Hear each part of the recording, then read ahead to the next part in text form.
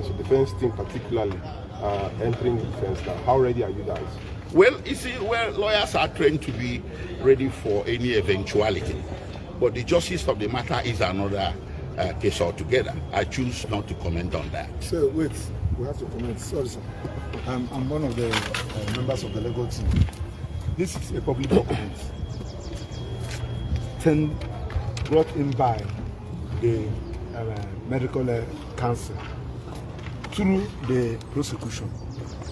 So they serve us this thing today. And if you watch there, in this particular medical report, you can see all the ailments they say that Nnamdi Kanu is suffering from. And surprisingly, somebody that has this particular, all these particular issues, you now, in the last paragraph, to say that from your own distance, you can stand trial.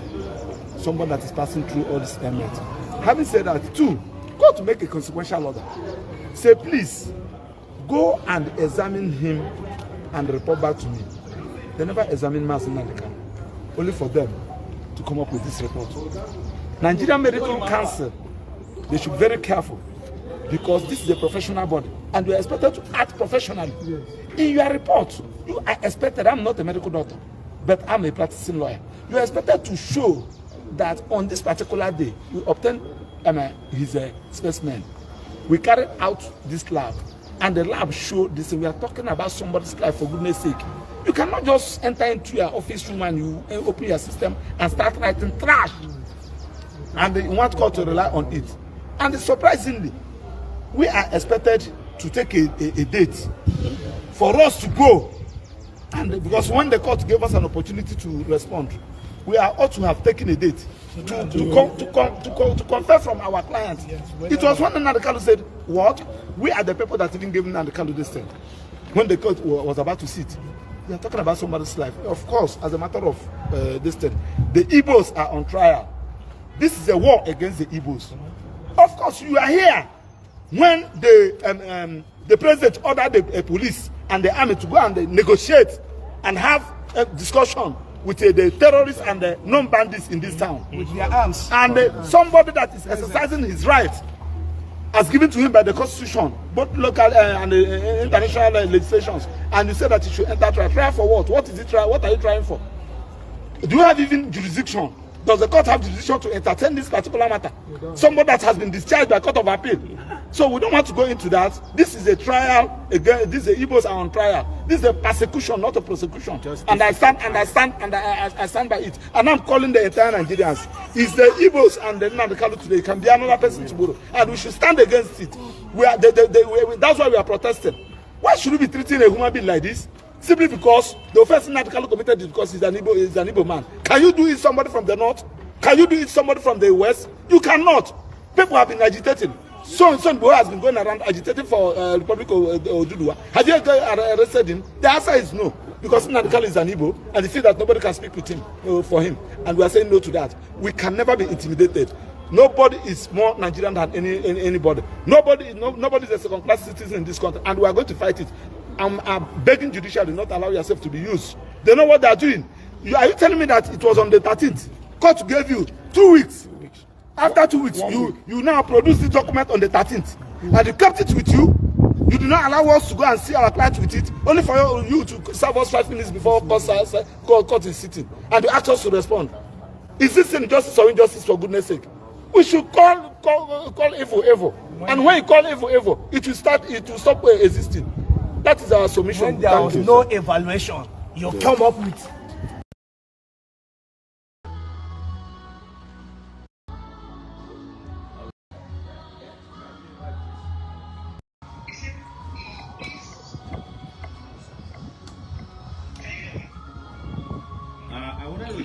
I wanted the press conference to start now. If you can join me at the press conference. Just wait a few seconds. Let me a few minutes.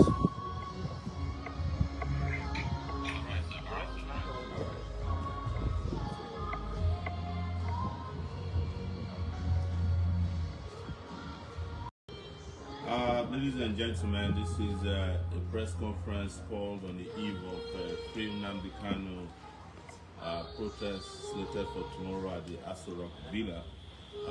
We are here to let people know that this action is going on as planned across the world, as a matter of fact, but the center of gravity will be Abuja, the Federal Capital Territory, where Mr. Nnamdi Kanu is currently unlawfully and unjustly detained by the director of the State Security Services, known as DSS.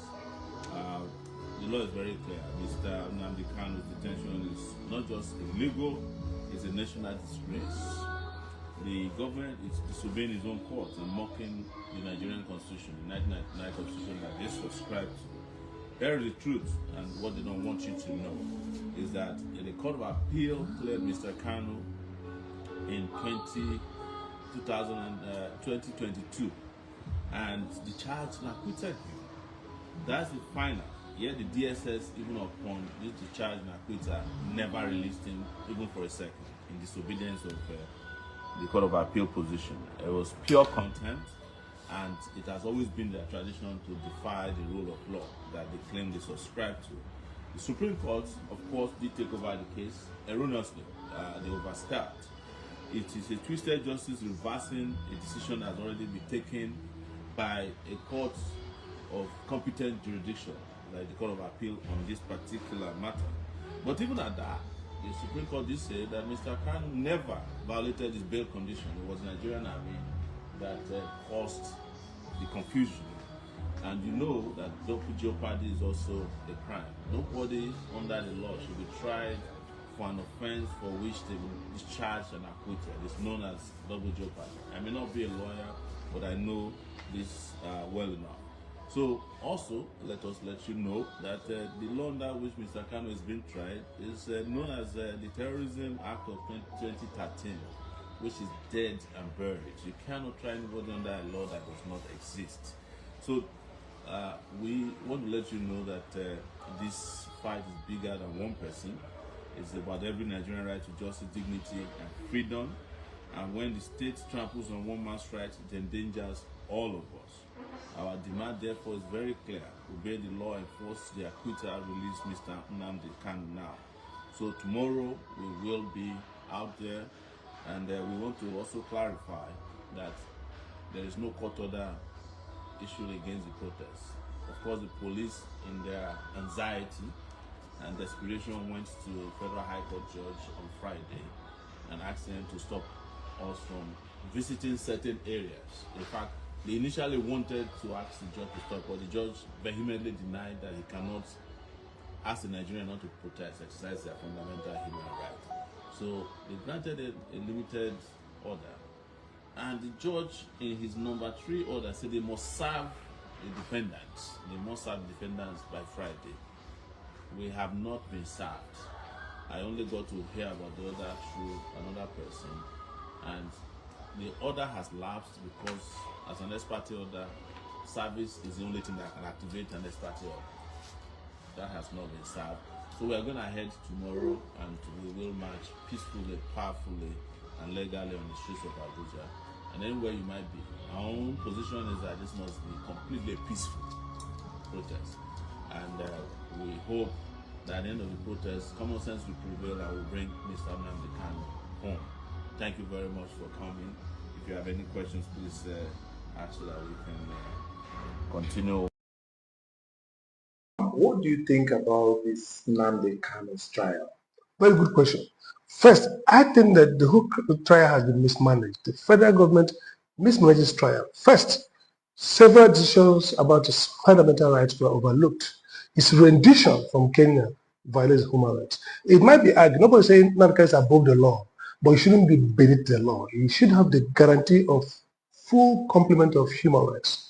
The trial has lasted for too long, about 4 years or more. The trial ought to be quick. Look at the trial of even terrorists across the world. Quick.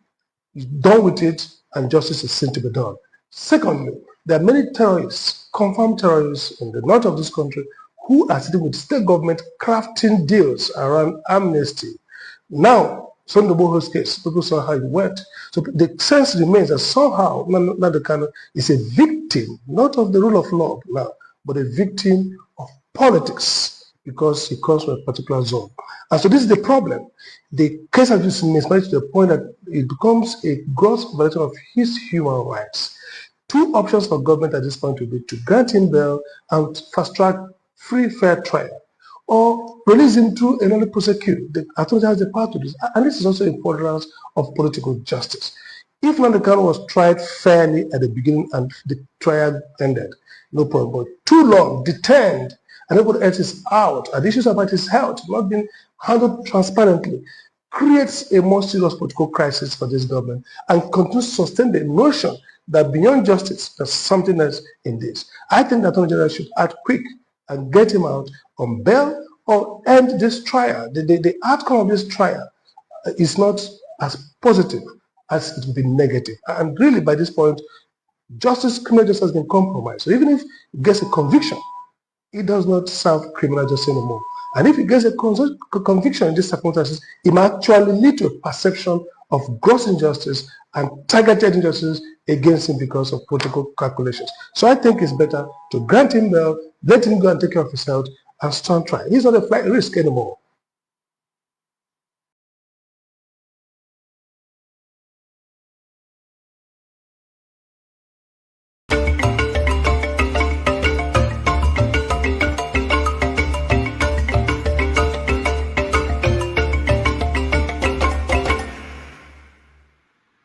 All right, welcome to the show, everybody. Thank you so much for joining us. My name is Rodolfo Okonkwo. Our guest, Dr. Sam Amadi, will be with us shortly. We're trying to tidy up some loose ends at his end, but he's around. He will join us so that we can have a conversation on the state of the nation. We're going to talk about the case of Nnamdi Kanu, the situation with the protest. We're going to talk about election in Anambra State and what's going on with the political parties. We have governors joining APC, the PDP governors all moving to APC. And that led to this video that came out yesterday of the governor of Imo State talking about Nigeria being a one-party country. And nothing can beat this. Let me tell you, the truth is that there is only one political party in Nigeria. And the name of that political party is All Progressive Congress. Have you not seen on the television? If you go to the National Assembly, every day you see senators and House of Reps people leaving their parties and joining APC. You go on your left side, you see governors leaving their parties and joining APC. It is not born out of nothing. It is the conviction that President Bola Ahmed Tinubu has performed. It's a testament to the fact that Nigeria is now working again. So let us celebrate for being part of this national history, for seeing this thing happen at our time. So that APC will not only be congratulated for providing leadership, President Bola Ahmed Tinubu will not only be commended for providing leadership and for recovering Nigeria, reconstructing Nigeria, and rehabilitating Nigeria. But must be remembered in a history as a man who came, saw, and succeeded. So we are here to fraternize with you, our brothers and sisters, and to tell you that we are with you and that your leaders are doing well.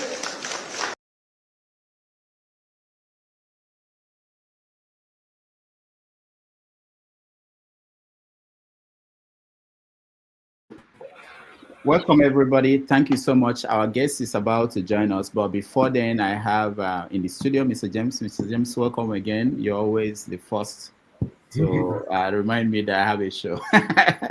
How are you doing? How are you doing? Yes, I think I'm all right. So our guest is actually, I don't know, he once, I think he ran, so he was a candidate, or was he aspirant to be governor of Imo State. So he still has that dream, but he's also a public intellectual, and he's the director of the Abuja School. Abuja School of Thoughts. Yeah. So for someone like that, you know, and there are many people like that in Nigeria who have gone to school abroad, who have worked in international positions, and they come back to Nigeria, they want to contribute, but the Nigerian factor becomes an issue. Do you have any insight into that challenge of how do you take the knowledge, like you now, you've been in the Gambia, you have knowledge that you take it back home to impact your country, but you don't have that opportunity? If you use me as an example, I think it will not be an appropriate example because the experiences I'm acquiring here in the Gambia cannot be implemented do not fit into the Nigerian system of doing things. Every society is unique. The way they play their politics here is very different from the way we play ours in Nigeria. I know how to get along with the people, but when I go back to Nigeria with the present ideas I'm having, I'll be a total misfit. I need to recalibrate my thought patterns to suit how Nigerians look at things. For example, to contest election in any part of the world, you must, to some extent, be dubious. Let me put it that way. The degree of dishonesty in Gambian politics is in no way comparable with that of Nigeria. There are no cases of snatching of ballot boxes. It has never happened since 1965 in this country. The way you see, their system is radically different. They don't use ballot papers. They use some tokens, which they put into a box. Or it's around there. No, not yet. Go ahead. No, it's not. Yeah. Yeah, they use some tokens, which they put into a box, and when you slot it, it will. A bell will ring. That shows that you voted once, something like that. Compared to our system, we might look at it as crude, but this is foolproof here in the Gambia. So there's no way I can play politics in Nigeria because another problem is the tribal nature of Nigeria. There are some traces of tribalism here too, but it's not as serious as it is in Nigeria. Their voting patterns is not along tribal lines as such. It's not along tribal lines. It's possible for a Madinkan to gather votes from a Wolof area or a Jola man winning in a Fulani-dominated area. So there's no way, absolutely no way I can practice politics in Nigeria. It's not possible. Maybe that is what is disturbing them when they come from the Western world to contest elections in Nigeria. The way you people in America, for example, your voting system in America is computerized. Let me put it that way. The very first attempt we made to computerize our voting system in Nigeria, they said there was a glitch. Electricity supply in America is guaranteed. In Nigeria, it is not. There are a lot of sharply contrasting differences. So, it's only Nigerians who grew up in Nigeria, who are enlightened, who will be able to play politics well in Nigeria. If they are well-meaning, they'll be able to fix the Nigerian problem. I do not see how a Nigerian in the diaspora will go back to Nigeria with diasporan ideas to fix the Nigerian problem. It's not possible. Anyway, that is my own perspective. All right, thank you, Mr. James. Let's see, Tony, welcome. All right. Good afternoon, Dr. Damages. Good afternoon, good evening. Tony, we don't have time now.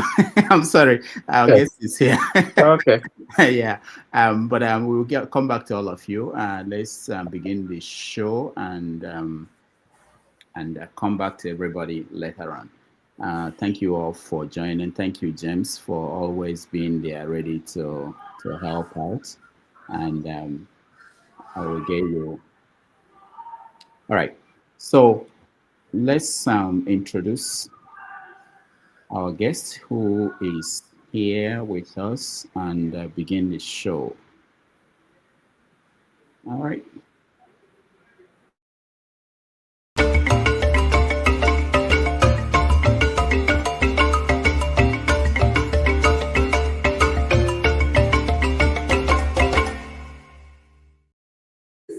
Hello, welcome. In Madagascar this week, the military took power after weeks of Gen Z protests against bad governance, unemployment, and lack of opportunities. In Nigeria, the defense headquarters has denied that there was an attempt by some military officers to plan a coup, reacting to a news report that 16 officers were arrested for planning a coup. The military called the story fake. It is 8:30 p.m. in Madagascar, 6:30 p.m. in Nigeria, 1:30 p.m. in New York City. Wherever in the world you are joining us, welcome to another episode of 90 Minutes Africa. My name is Rudolph Okonkwo. My co-host, Chido Onoma, is on assignment. On our show today, we will discuss what to expect tomorrow after a high court restricted where protesters led by Omoyole Sowore can go in Abuja as part of their campaign to free Nnamdi Kanu. We will talk about the response of Southeastern leaders and intellectuals to this call. Plus, we will explore other major political flashpoints, the upcoming election in Anambra State, the Governor Mbah's defection to the APC, and Rufai's explosive interview with Works Minister Engr Umahi. We examine what they reveal about the state of Nigeria's media and democracy. Our guest today is Dr. Sam Amadi. Dr. Amadi is a renowned public intellectual, lawyer, and policy expert. He is the director of the Abuja School of Thoughts and a former chairman of the Nigerian Electricity Regulatory Commission. A respected voice on governance, democracy, and public policy, Dr. Amadi has lectured and written extensively on constitutionalism and political reform, including nation building. His thought leadership continues to shape conversations around Nigeria's democratic development and the future of good governance in Africa. Please join me as we welcome to the show Dr. Sam Amadi. Dr. Amadi, welcome to the show. Thank you. Good evening. Thank you so much for being here, and a lot of people have been looking forward to having you again. And sorry, I apologize for coming late. Yeah. No, it's okay. We understand. We understand. So let's start from Abuja, where you are. I believe you're in Abuja. How is the atmosphere in Abuja today? Are people? What's going to happen tomorrow? I think Abuja is normal, as a Sunday in Abuja should be actually, and also warm. And Sunday evening, some traffic here and there, meetings. I just rushed from a village meeting myself. So Abuja is, as it is, a bit of gay but calm and sombre, basically. And maybe gardens will be busy. Chatter going on in gardens before for the more public open places. I think Abuja, no significant change from the usual Abuja evening. Yeah. You mean there are no military movement, no police, nothing? Not in any significant sense. I've just been driving through from church to home to office. I don't see any serious. Yeah. So, is the protest going to happen tomorrow? What do you know? I don't know much. I think protests organized by Sowore, or which Sowore and his group have always happen, one way or another. How it's going to happen may be the question. But I think the protests will happen depending on two factors. The police restrictions, how extensive it will be, and then how early they can get out. And then maybe it could be symbolic, maybe it could be more than that. So for now, I just want to believe it will happen, and in what degree, whether it will be significant enough, whether it will entail marching through streets or just staying somewhere with placards. I don't know, but I think it will take place. Okay, I played a video of a press conference that Sowore gave a few hours ago. In that conference, he said that there was no restriction, that what the police did was not legal, that they went behind the back and got a judgment, something from a court. What do you think of the whole thing? Police? Well, if a court issues an order, I mean, it's as legal as it can be. It's not unusual, even in the US, that people go and get preemptive injunctions, to stop or to even stop government from undertaking action. So maybe what they did is the normal thing they do, they go behind, ex parte, that's called behind, and the judge would assess the, in Nigerian legal balance, is the balance of rights to say, well, if we don't intervene and wait until Sowore is put on notice for a hearing date, what loss will happen? Vis-a-vis if we intervene to stop the proposed action. So end of the day, the law is that the court would, if there is real likelihood that some actions that could be irreversible could happen, maybe the court can exercise discretion to stop the proposed action and usually ask the parties to come to a closed date to see if they really. So, but as a practice, the Nigerian courts have been, in many cases, willing to issue injunctions, even when the balance of justice, what they call the balance of justice, perhaps does not justify or stipulate injunction. Again, it's discretionary. There are no, hard and fast rule. Judges' assessment of risks differ from the judge to judge. So you expect that the court would most likely, grant such reliefs. But whether how Sowore and the promoters of the protests interpret and the level of compliance, it's for them to assess. But again, it's not an illegal act for courts to issue ex parte orders that are injunctive in nature. Do you think that this injunction means that political leaders in the Southeast how would they react to that? Do they feel relieved that people will not say tomorrow, oh, they didn't show up? is that what is going to be? Well, because I also talked to some of the governors or some of the political leaders, how we put it. I think that they were never going to be part of a protest, so that's clear. Most Nigerian, even Alhaji Atiku, who by tweets kind of supported it, I would, except for symbolic purpose, I don't expect to see the politicians, Atiku, be all of them protesting. But the endorsement is significant. So what I think will happen is that the governors themselves, who are not going to be there, if it doesn't happen, then they'll be relieved to the extent that some people will say, oh, this is happening and it didn't come forth. But my view is that some of the governors, at least some of them, a few of them, notably perhaps Oti and Soludo, have at some point openly asked that Nnamdi Kanu be released. They have also, indicated that I have spoken to the president, maybe privately, to ask that exercise discretion to terminate the trial.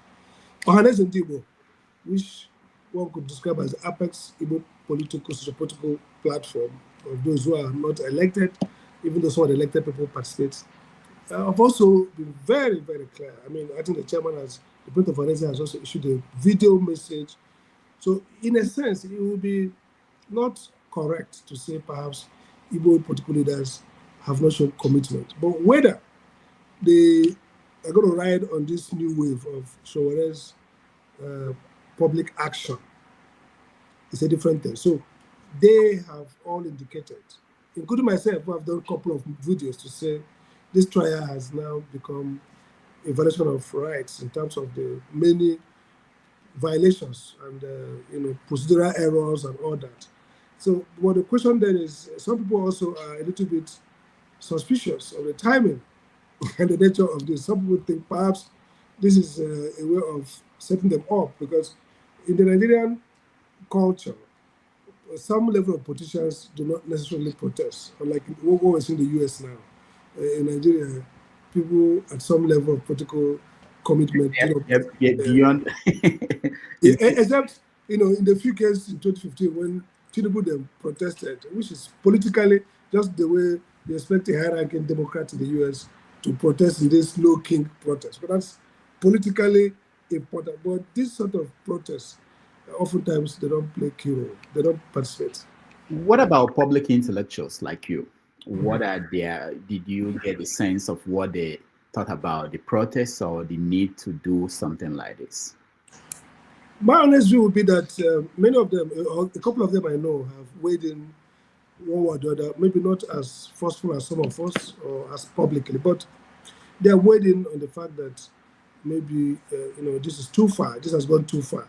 Again, the Nnamdi Kanu's persona, or Nnamdi Kanu's cause, is also a little bit divisive in the Southeast in terms of what now became of the IPOP struggle. So I issued, when I did that video, somebody called me and said, Sam, you have credibility, people respect your view.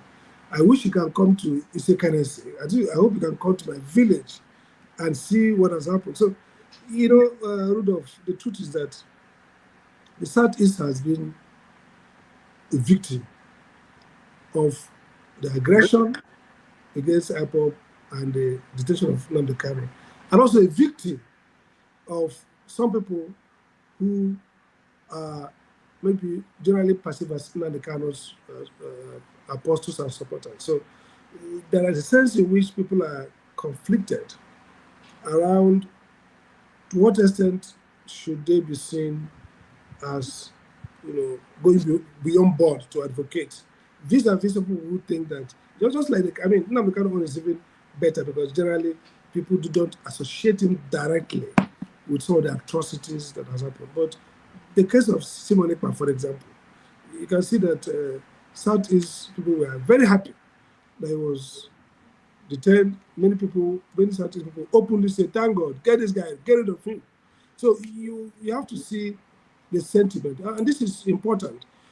Take, for example, Sunday Igboho, who one could say is in the same business of ethnic agitation, asking for referendum and exit for Yorubas in the same way that Nnamdi Kanu and some of the Igbo patriots have also been doing. But the difference is that Southwest was not turned into a battleground.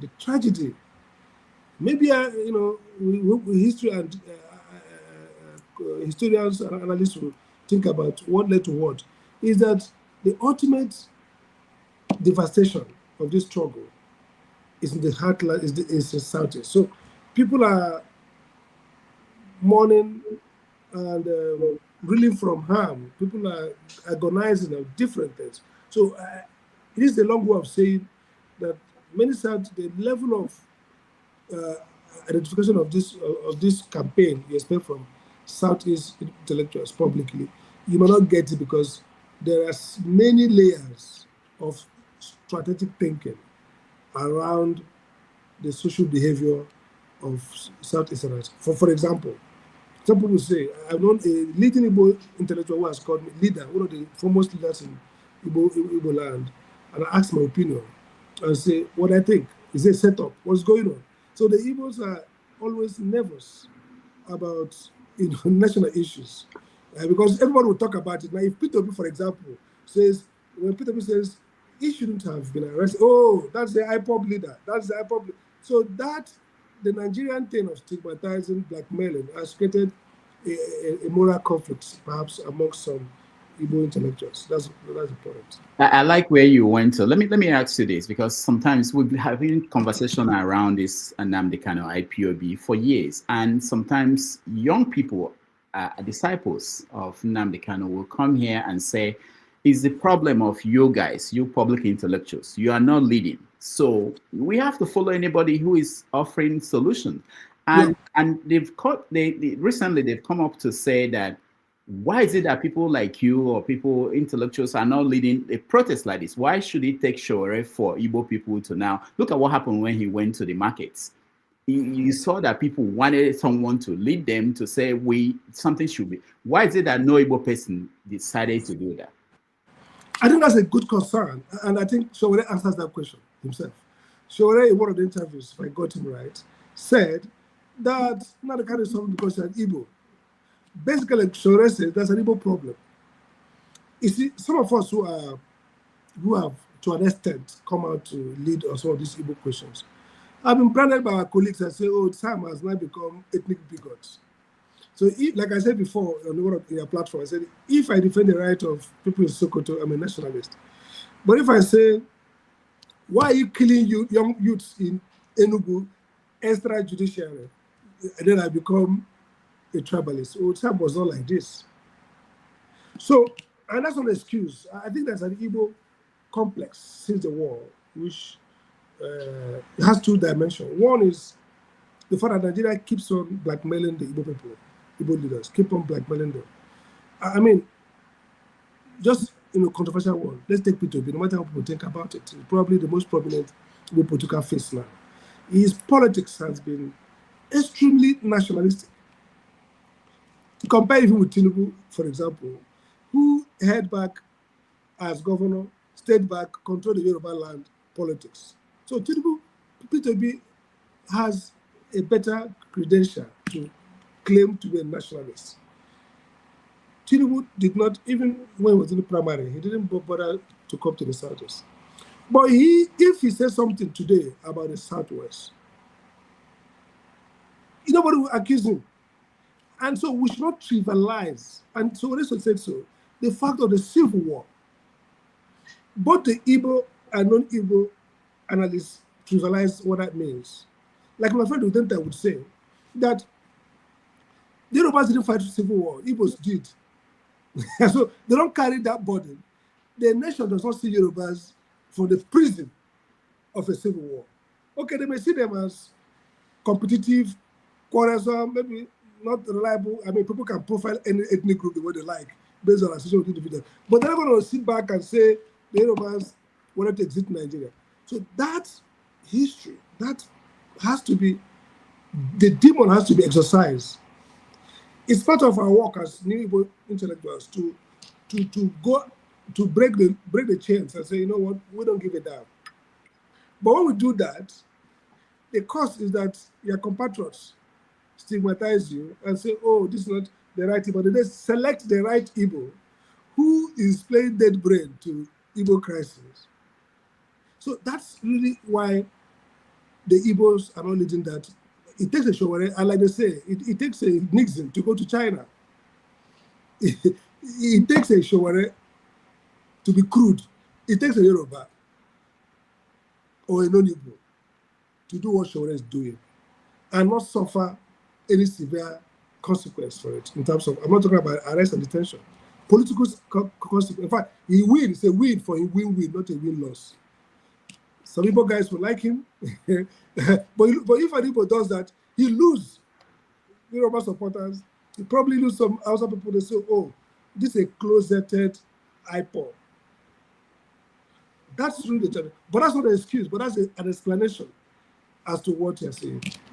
One more question around this topic, then we'll move to other things. There were people who were feeling like they understand what you're saying now about the risk of being the Igbo person that would do what Sowore is doing. But they said that if Igbo people will come together, just think about this, all the governors, all the senators out of rep, and everybody in the market, if they come together and do this, how we tell the nation that this is important to all of them. And nobody will punish all of them at the same time. You know, but why did that happen? Okay, now to put this way too, this crisis also creates a collective action problem for the Igbo people. Again, going back to history. So, when we went, Igbo leaders came out to the first Nnamdi Kanu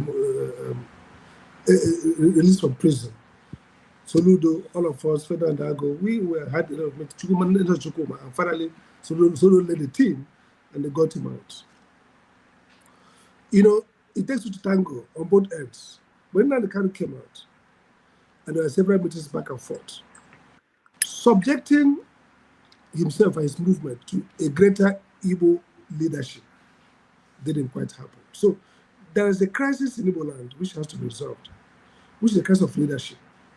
And it's because we're diaspora people. I used to make this case. When Tinubu was in Lagos, Yinka could walk to Bordelon and have conversation with him. Another leader could come from Ajekule, come from the Yorubas.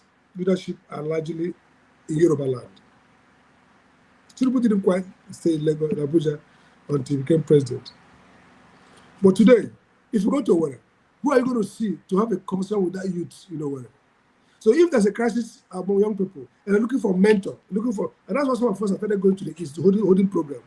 The diaspora effect is impact is on leadership. Nobody on ground to people together. So yes, I agree. The young people, this crisis would have been avoided if the governors were focused and responsive to the concern of the young people.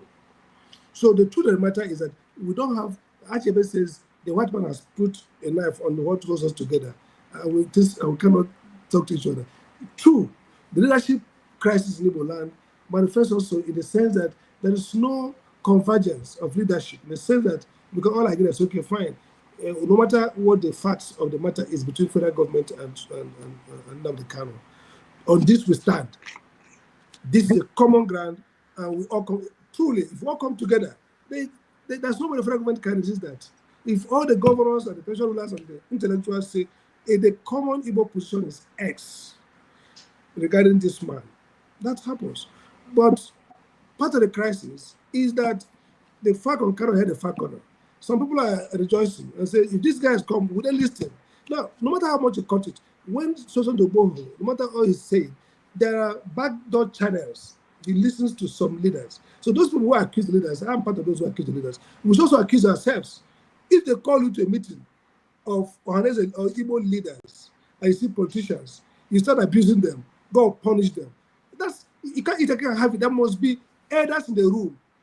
And if you don't submit to those elders, we're not saying lick their boot up. No, we are critics. But at least I'm a critic. I attend meeting of Igbo elders in Abuja here at the highest level and have strong views. Sometimes I lose the battle. Sometimes they agree with me. But you have to first believe. So if you are just ragtag army, and by the way, when the ECN thing came, I disagree with them. I said, no, don't create a private militia. It can't do that. You're going to destroy yourself. So the question is, people are saying, all this struggle, if we count the losses, we lost. We killed our people were killed by the military. So if you can't listen to that message and say, is there a better way? Then you want to railroad everybody to champion. They'll say no, because they're not even convinced that the release is a net loss. They're not even convinced. I mean, Sunday Boho, what damage did he do to Yoruba? Nothing. He's going there, fighting the federal government, claiming to fight for Yoruba land. But in his own territory, nobody came and said, this is what Umahi's group did against us. But if you do an inquest now, you see millions of people will file reports, whether true or false, as to how the group damaged them. All right.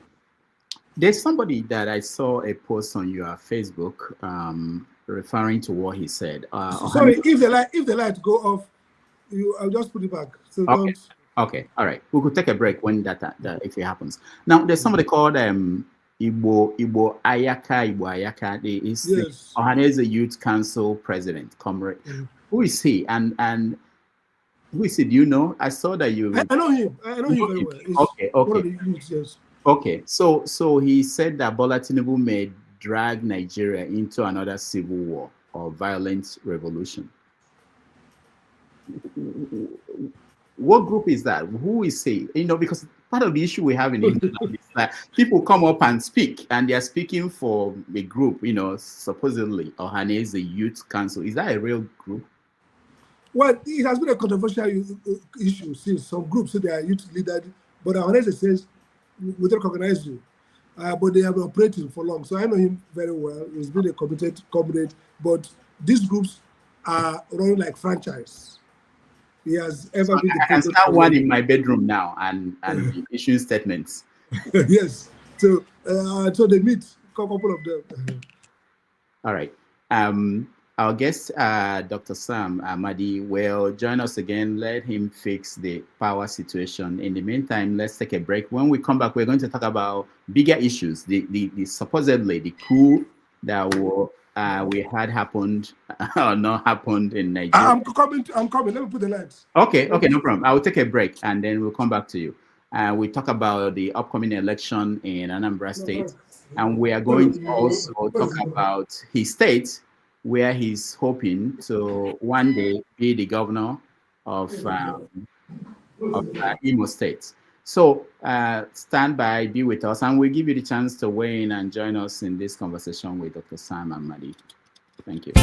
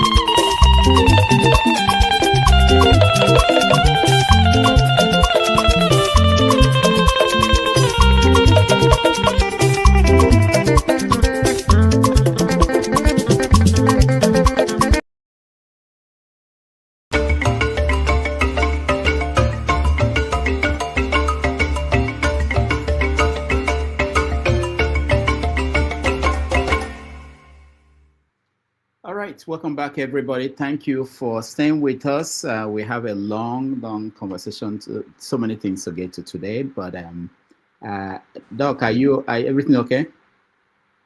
Can you hear me, Dr. Amadi?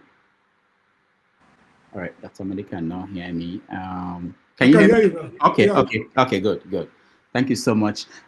Let's quickly get to other issues in the news. One is this story from Sahara Reporters 2 days ago about supposedly a coup, planned coup. People were arrested, soldiers were arrested.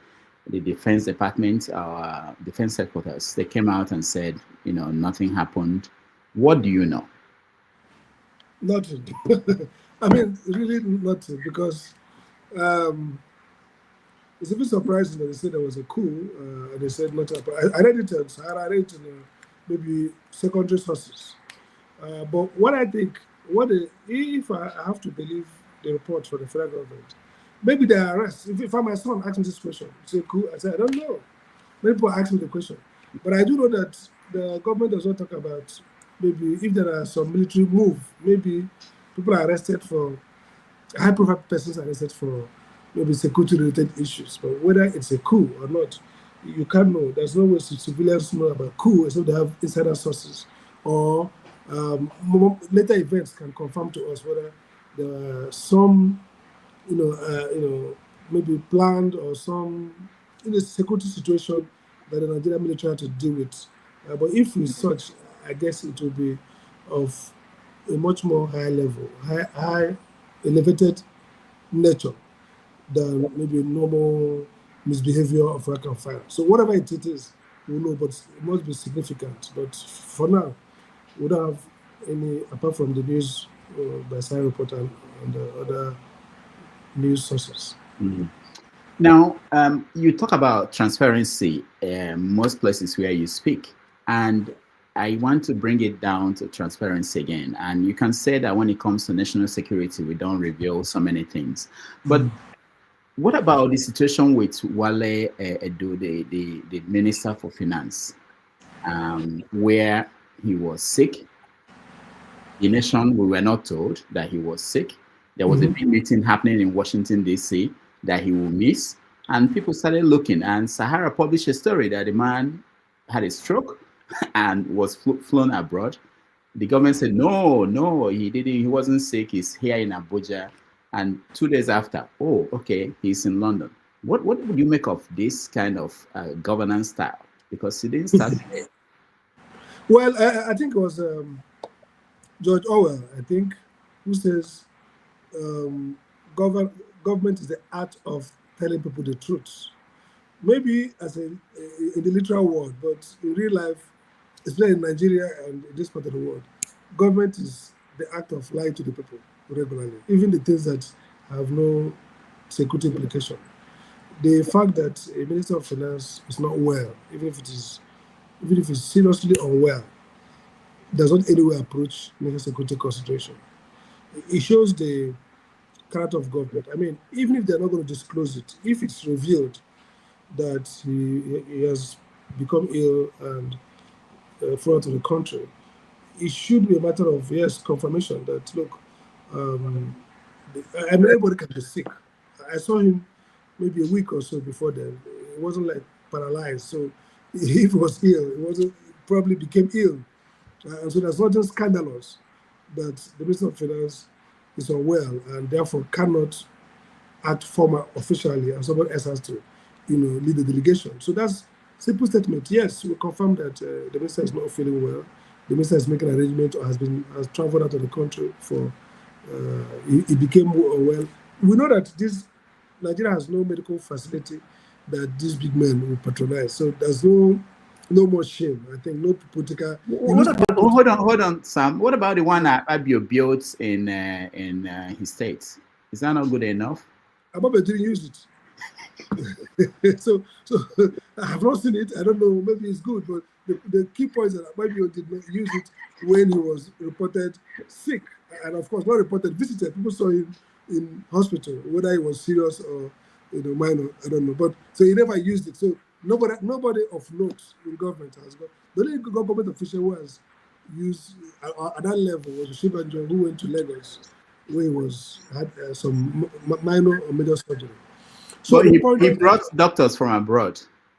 Well, another of the, at least they did it in Nigeria. That's the point. But look, the point I make is that honest, the thing about transparency is that it's wasteful lies that are useless. Today's world, stories will break. People, even in power, will break those stories. AIDS will break the story. So we see in Washington too, even when under Biden, when Minister of Defense was sick and had to have, even within the country, a surgery at some point, they picked it up and it became a scandal, and the government reacted. So my concern is not that he got sick, not that he traveled to the UK or wherever for medical treatment, is that they ought to say, this is the state of things. And when the newspaper break it, you confirm that's true. To say he's Nigerian, the 2 days you saw him in art shop, is it that he's irresponsible to leave his major work to go and attend to art shop? Make believe that was needless, in my view. All right. This is a serious question that a lot of people we've been debating it here for weeks now. Do we have genocide, Christian genocide in Nigeria? How do you define a genocide? Okay, so genocide takes two forms, planned, strategic killing of people of a particular race or ethnic identity or other identities because of the nature of the identity. So if you make an onslaught, and that's why people are saying, okay, maybe what's going on in Gaza is genocide or not. So the debate is around, is there a intention to wipe out, to kill Gazans because they're Gaza people? People have also extended genocide to deal with mass, displacement of people. So you can talk about social genocide, to wipe off the people, to displace them from their homeland, to erase their ethnic identity and rootings. What's happening in northern Nigeria, I would put this way, is a state-backed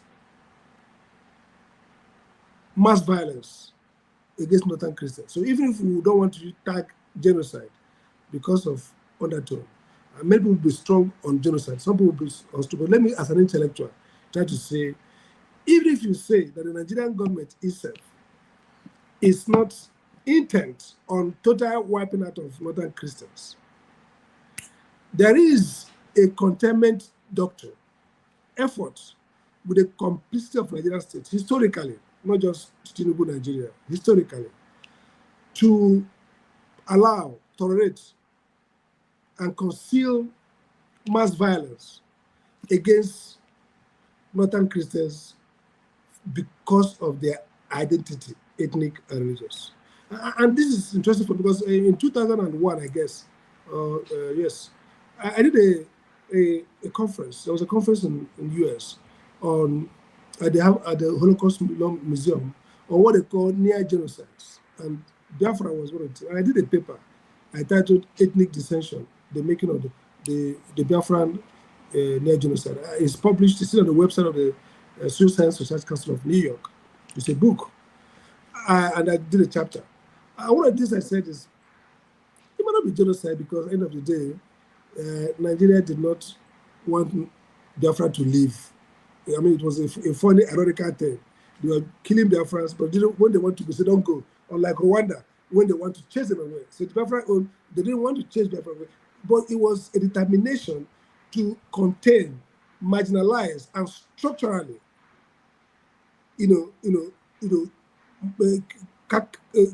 reduce, suppress the Biafrans.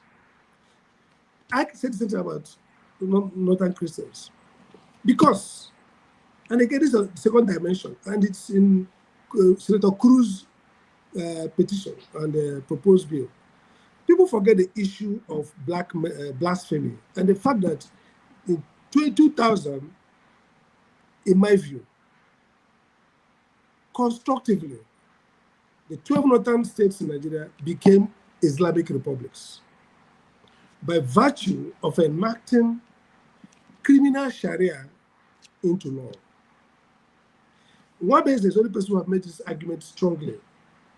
that the state cannot, by virtue of Section 10 of our Constitution and Section 39, you cannot legislate public law, Sharia as public law, as criminal law.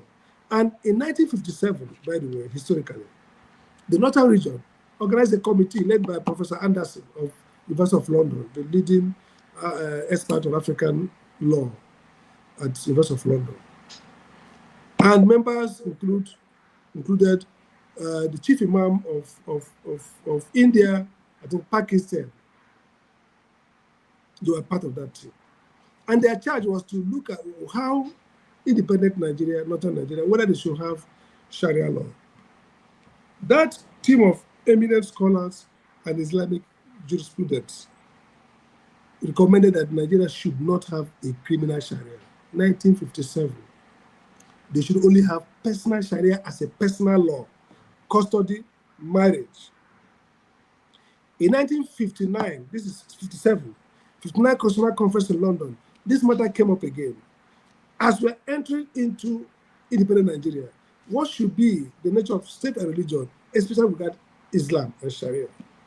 The conferees agreed that we should exclude criminal Sharia and allow personal Sharia. That became our constitutional, I call it the Nigerian constitutional bargain. The Nigerian state was erected on that bargain, that the average Muslim could have Sharia regulated private, just like a Christian, private life. But there will be no criminal Sharia. And that was why in Nigeria Section 36 has a section that says that nobody shall be punished for a crime not written in law. Because Sharia was unwritten, just like customary law. In your village, maybe if you piss in a K-day near a farm, they can give you 10 strokes of cane by customary law. But anybody who does that, you can go to court. You can't, criminalize or punish anybody for written offense.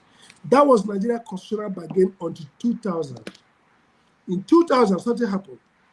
Sharia was declared in Zamfara, became wildfire, and they now enacted the law, the Sharia criminal law system, the code, and that means they rewrote that constitutional bargain to now put in criminal. So the Nigerian states, Zamfara, Kaduna, but all the northern states, have, by their law, actually enacted Quran, Sharia, into the legal system. And they have become Islamic republics. They won't like this. Nobody likes to hear this. But that's the truth. That's the legal meaning. So when we look at genocide, whether Boko Haram is killing only Muslims and Christians, that's true. That may be true that, we don't know the proportion. But the point is that by legislating Sharia, these states have declared themselves Islamic republics. So Nigeria is now two republics. That's inconsistent. Two republics. The Federal Republic as a secular and the Islamic Republic together. And that's why you can go and kill somebody for blasphemy. And that's why a Muslim, the guy who's facing trial, who was killed, the woman who was killed in Niger, is apparently a Muslim woman for infringing. Because if you look at the constitutional section 39, what it suggests, or 38, is that every Nigerian can change their religion. But under Quran, under Sharia, you cannot change your religion. So Nigerian leadership is toying with inconsistency and contradiction. So I see more of the northern Christians becoming second-class citizens. So there is unequal citizenship. If your state can enact a criminal law, public law, on someone else's religion and not on your own. These are the dimensions that people are not bringing out. So yes, that is organized. The Nigerian state is guilty. And I've told northern Christians, I say I'm ready to go to court for them. I don't want to talk about the contradictions they are suffering in terms of having, strong pushback against the Nigerian government. I think the northern Christians are victims of sustained historical violence by the Nigerian state. Whether you call it genocidal or some kind of ethnic cleansing, but there's no doubt in my mind there's a historic pattern of state-sanctioned, state-concealed, and state-authorized violence against them. When you say state sanctioned and authorized, people might be thinking the Nigerian state authorize a Boko Haram or whatever group to kill people. No, that's what I mean. So what I mean by state authorized is very simple. Okay, fine. A young lady makes a comment, fair speech, really fair speech, not really seriously harmed anybody, on a WhatsApp group, and he's killed. And she's killed, stoned to death. And then the people who killed her are free. The Nigerian state did not prosecute it. That's state sanctioned. You see, they connive, and it comes from what I call the Nigeria's religious exceptionalism. Nobody mentions religion. People are afraid. Even what I'm saying now, few people can call it out this way. It's not because I'm saying because I'm totally convinced of the scholarship. This is part of my PhD. I understand this level of the land very well, and I don't care. But many people cannot, because as a state, the Nigerian state is a theocratic, feudal state in orientation. Theocratic. It's a state that's catering to religion. And so we exempt from religious. So if somebody says a citizen has been killed, stoned to death, and the state does not prosecute those who did it, like in Sokoto or elsewhere, that is state-sanctioned violence against the people. But the state has not, see, that's the difference. So anybody can be a criminal. Boko Haram can kill people. I mean, in the south, people are killing people. Is that what I'm saying? But when a state plays dead brain, knows the villains, in the case of Sokoto, of that lady, they posted a video bragging that Atiku Abubakar, otherwise courageous man, had to delete his post. It's not, people see it, oh, Atiku is hypocritical. That's not the point. The point is that he was moving against an established idea. He knew that, in fact, many people come on Twitter, very high place, some of them are special advisors to people in government, to president, one of them, and they said, I support it. If anybody abuses Mohammed, kill him. That's the sanction violence. It's state sanction, because if not, the state will pick up those people and prosecute them. So Nigerian problem is centrally that the Nigerian state is constructed to appease religion. From 1806 to 1900, when the British came, to 1914, there's an appeasement. The Nigerian state is afraid of being a democratic secular state, not secular in the sense of fighting God. The state that is focused on citizenship and does not care, and therefore protects the citizens. So the northern Nigeria people have been victim most of this incoherence. And so yes, people say, oh, all Nigerians are victims of violence. I mean, wherever you live, you're all suffering. But the northern Christians, the middle belt people, are victims in a special way. It has a historical origin. It has a political character. It has a religion. And the only problem I see is I don't care about groups like Boko Haram or IPOB or Odua, whatever you say their groups are fighting.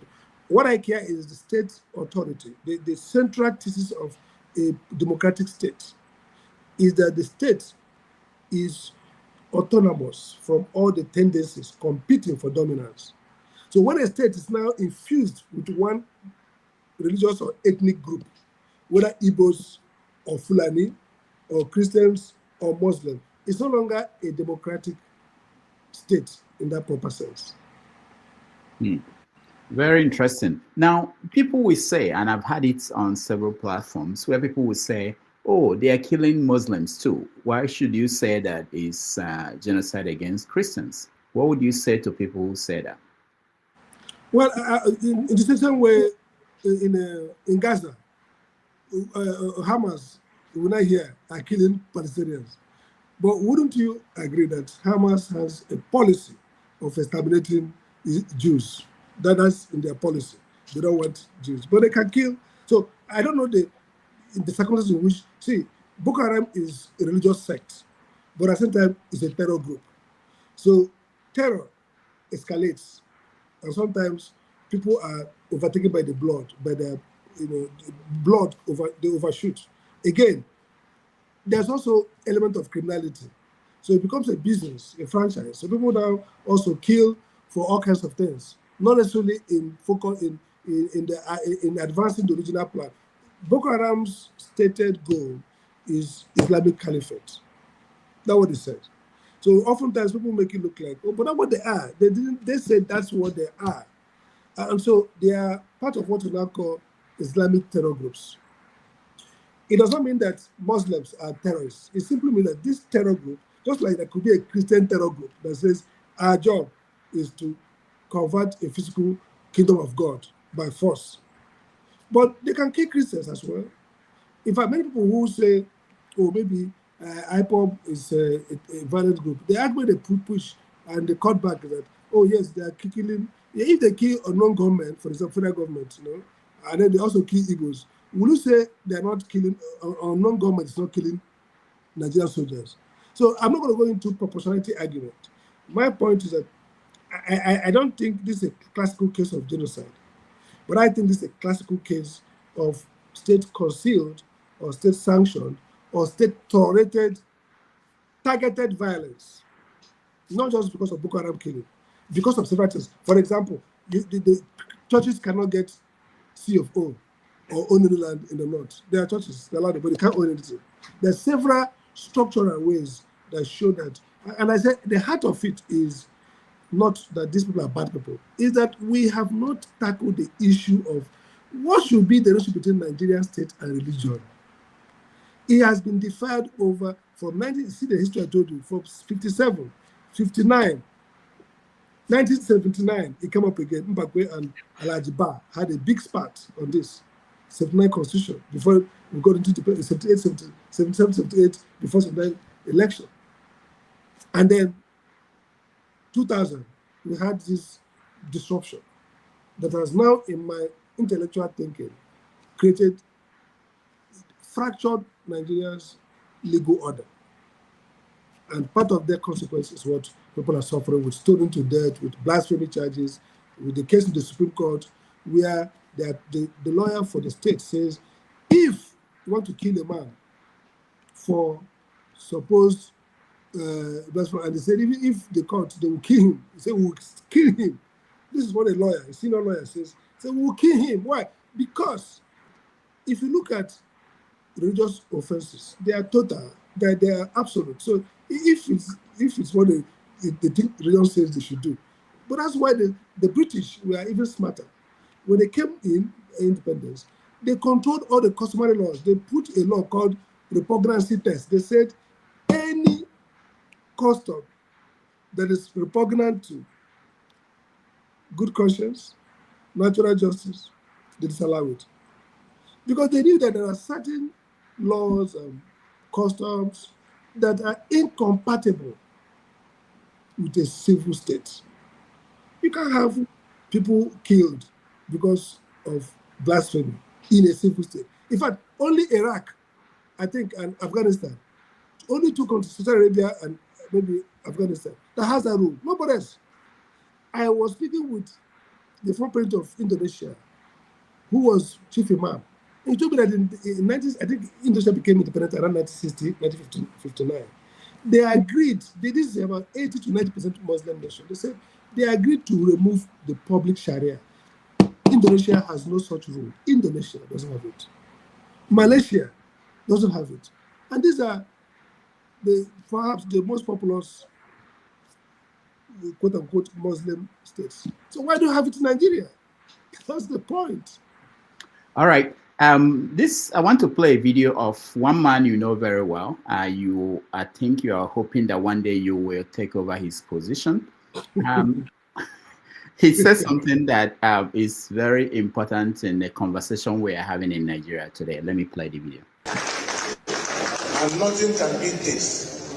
Let me tell you, the truth is that there is only one political party in Nigeria. And the name of that political party is All Progressive Congress. Have you not seen on the television If you go to the National Assembly every day, you see senators and House of Reps people leaving their parties and joining APC. You go on your left side, you see governors leaving their parties and joining APC. It is not born out of nothing. It is the conviction that President Bola Ahmed Tinubu has performed. It's a testament to the fact that Nigeria is now working again. So let us celebrate for being part of this national history, for seeing this thing happen at our time. So that APC will not only be congratulated for providing leadership, President Bola Ahmed Tinubu will not only be commended for providing leadership and for recovering Nigeria, reconstructing Nigeria, and rehabilitating Nigeria.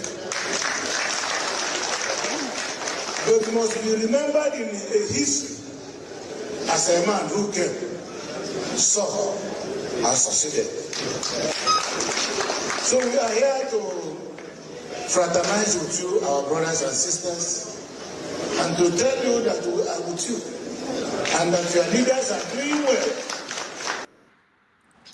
All right, that was Governor, what's his name again? Hopu Uzodinma. Hopu Uzodinma of Imo State. Talking about the country being essentially one-party state, and he's proud of that, and it's because Tinubu has been doing well that everybody wants to be part of that. I saw an interview where you talked about APC being the only party that is, I think you described it that is organized or in good shape or something. What do you imply that others are not, and who is responsible for that? Good question. So many Nigerians read it out of context. My point is that APC is currently the most organized party, and for a good reason. They're in power, so they have space for they can share the goodies. So I've always argued that the smaller parties are the worst, whether it's Sowore party or Labour Party. For one reason, the reason is that there are no rooms for win-win. So take an example, Abure. When PDP lost the election 2023, the first cash out was the national chairman. People say, oh, he resigned. Why? These are guys who have jobs they're doing. They have a room to operate. They can leave their job. Gandhi has left. If tomorrow Tinubu, for strategic reason, doesn't want this guy to continue, and they want to trade him off with Papa, for example, or anybody, they'll call him on a meeting, they'll offer him something, and he'll gladly leave. So you will see APC have 100 cases in the court. But what will they give Abure or any of these guys to increase their position when they're waiting for primary, where they'll get 400 million, 200 million, and it's because that's where we are today. The political economy of party organization means that the party in power will have seeming coherence and orderliness, and that's what APC is enjoying right now. If Wike is not, Tinubu didn't give Wike a good job, and is there to influential, we have capacity to unravel PDP, to hold them, to ransom. It's not going to work. So the advantage the APC is enjoying is that they hold all the aces. They can give Wike a job, and Wike can tie down PDP. They can, negotiate with a governor and say, you know what, I hope you know that INEC is one of our units. It's a caucus of our party. I hope you know. I hope you know that the police is a caucus in our party. And the governor, who has no traction, who has no history of fighting, who cave in. So, contrary to what Hope said, yes, it's not possible to have one party in Nigeria, and for good reason. The greed of the people in APC, the politicians themselves, during primary, we're going to see exits. And also exits will go and repopulate if Labour Party, if P2B is still a Labour Party, or PDP recovers and Peter or Jonathan, anybody is their flag bearer and there's prospects. If I go and take SDP, Abga may even inherit a contract to Sosolu those wish, a presidential candidate, or a senatorial, or a governor's aspirant. So we're not going to get to a one-party state. They're going to suffer the consequence of their over-bloatedness. They're going to suffer it. But what is clear is that the Nigerian political class has become cynical of democracy, and that's dangerous. They're totally cynical. They don't think around the people anymore, the votes and the voices of people. So they just say, you know what I lose to join APC? I have the president, I have the cover, EFCC, everybody's happy on the same bed. What I lose? They write me the result. What I lose? So think about it rationally. So why wouldn't I join if this election that Tinubu lost, in my view, in 2003, and they won because the INEC decided what they want, and the court is even the worst. They know that the courts, there's no election on this earth the Nigerian court will denounce or cancel. One of the impossibles. You can actually bet and become a billionaire. You can bet everything you have that the Nigerian court will not cancel one, even if the CNN live feed of the ballot box torn, destroyed, and people stabbed, and their blood used to mix the ballot box and thrown into the sea. And they saw a parrot flying in with results from US live feed and dropping it and someone written it. The Nigerian court will validate it. They will ask you, why didn't you stop that parrot? Show us that what you saw is is crazy. So in that circumstance, I hope it's not been very smart or very, it says nothing we don't know. It's true. There's one party for the cynical Nigerian politicians. But as perhaps a party where the angry, demobilize, brutalize Nigerian people I'm not sure, may go. And I think it's actually a good time in Nigerian politics because Nigerian politics has been struggling to have a form and a nature. There are no conflicts. There are personal competitions. So maybe, and this is what Putin could be, and this is why I think the obedient people. All right. I think he lost power again, and we expect that to happen more frequently. I think it was yesterday that someone, I think it was Obia, that said we should probably have a demonstration or protest over power in Nigeria. Maybe that may be the next thing. But we will be right back with Dr. Sam Amadi, who is the director of Abuja School of Thoughts. I want to know how you get into the school, who is qualified to be in the school. I know they are mentoring some students, what they are going to do when they are done with their education, the School of Thoughts in Abuja. I also want him to talk about whether he's still going to attempt to replace Hope Uzodinma in the next election. So we will be right back with Dr. Sam Amadi. And of course, we will give you the chance to ask some questions. So prepare your best question. We may go over the allotted time today, but I'm sure that we will have an interesting conversation. I think he's back. Okay. All right. So the point I'm making is that maybe we're going to have Nigerian politics, like I said, have been gradually and steadily going into a rut where there are no clients as issue, nothing to compete against, apart from raw power, raw greed, raw quest for power. I think Tinubu epitomizes that excellence. It is the highest expression of that cynicism about power, that real focus on power and nothing more. And so that's why he's successful now, to bring all these people together, because it's natural. It comes to him natural to say, you know what, the deal for power is natural. Tinubu is the most successful Nigerian power player, and that's what you're seeing now. So because he has no commitment, in my view, zero to any ideal more than power, it's easier for him to negotiate everything. And that's what I'm getting. So maybe it's a good time for some pushback. Let's see how it goes. But it has nothing to do with performance. Nothing. Otherwise, what concerns a governor with Tinubu performing at the federal level? So what concerns Delta State, that probably could win their governorship election. P2B won that handily. They won the governorship. There's no threat. Why should Diri, who is not running for election, want to decamp? Are you surprised about Mbah? Two reasons why I'm not surprised about Mbah, and that's the context of the statement I made.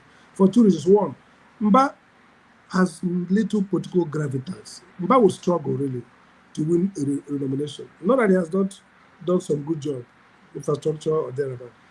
He's not in control of Enugu politics, even as governor. It's not. He almost lost the election. So he probably will be tempted with the idea that he has powerful enemies in APC, he hopes that Udoma himself actually, and that he doesn't know how the obedient move will come again. He struggled to not to be defeated. Let me not say he was rigged, but he was struggled not to be defeated. So I think he hasn't got. I forget the noise. They are turning nothing. They will struggle to win. Even it's not going to change the fact that P2B, if he's on the ticket, we win and win through. In Southeast, that's what will change it, except the results are written elsewhere. There's nothing, no campaign that will change the dynamics of 2027 election. Now, analysts, they are looking at Anambra State, the upcoming election. Some people are saying that despite everything, that Soludo will win the election. What do you think? I think they are closer to Soludo is more likely to win for two reasons in my view. One is that there's really no strong candidate this time around. And not in terms of their pedigree, whether they have certificate or not, but in terms of public imagination. Nobody has crawled into the public mind.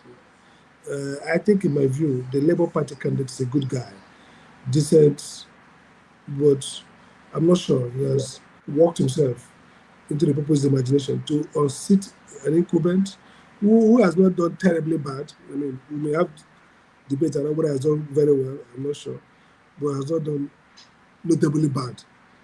Two, an incumbent that has a historical party that seems to be a compact between Anambra people and Abga. All the Abga have won since P2B. Even when Peter in PDP tried to unsettle Abga has won. So you need a strong candidate to change those two dynamics. And then again, Soludo provides perhaps better clarity on zoning, which is also important for Anambra voters. If Ifeanyi was alive, I could bet that Ifeanyi could beat Soludo because he had real local presence, control. But Soludo was lucky that Ifeanyi was off, however, by shared fact of death. Ekunife is a very capable politician in my view, very strong and could govern very well. I mean, she has positive review of her tenure as legislator, but she's not at the top of the ticket. So I don't know whether that could flip anything. But yes, if I was betting, I would bet Soludo to retain that seat.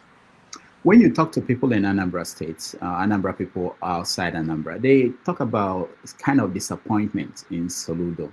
And they make reference to things like, the expectation that this public intellectual, this professor will provide this kind of governance, but what they see did not meet that expectation. You are a public intellectual, you are dreaming of being a governor. Do you think that will hurt you? I mean, in campaigning that Soludo failed, like the Akodo people.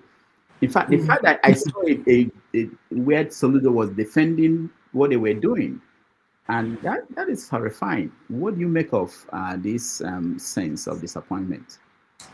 I think it has an impact on how people view intellectuals, rightly too. I agree with you.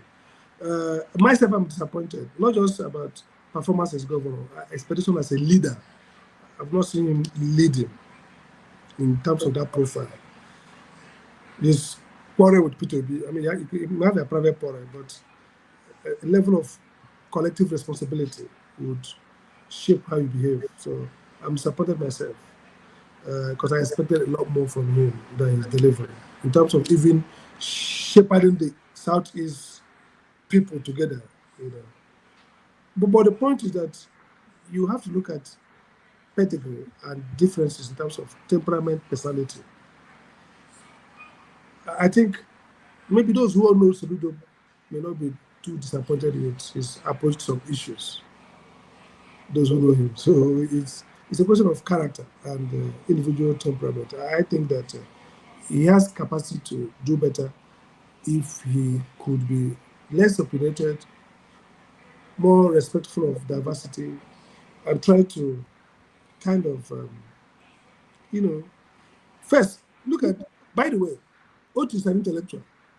If you made first class in economics or did very well and I've been a chief executive, I've been writing. I mean, without to be a professor teaching in university, he's an intellectual. He's extremely brilliant.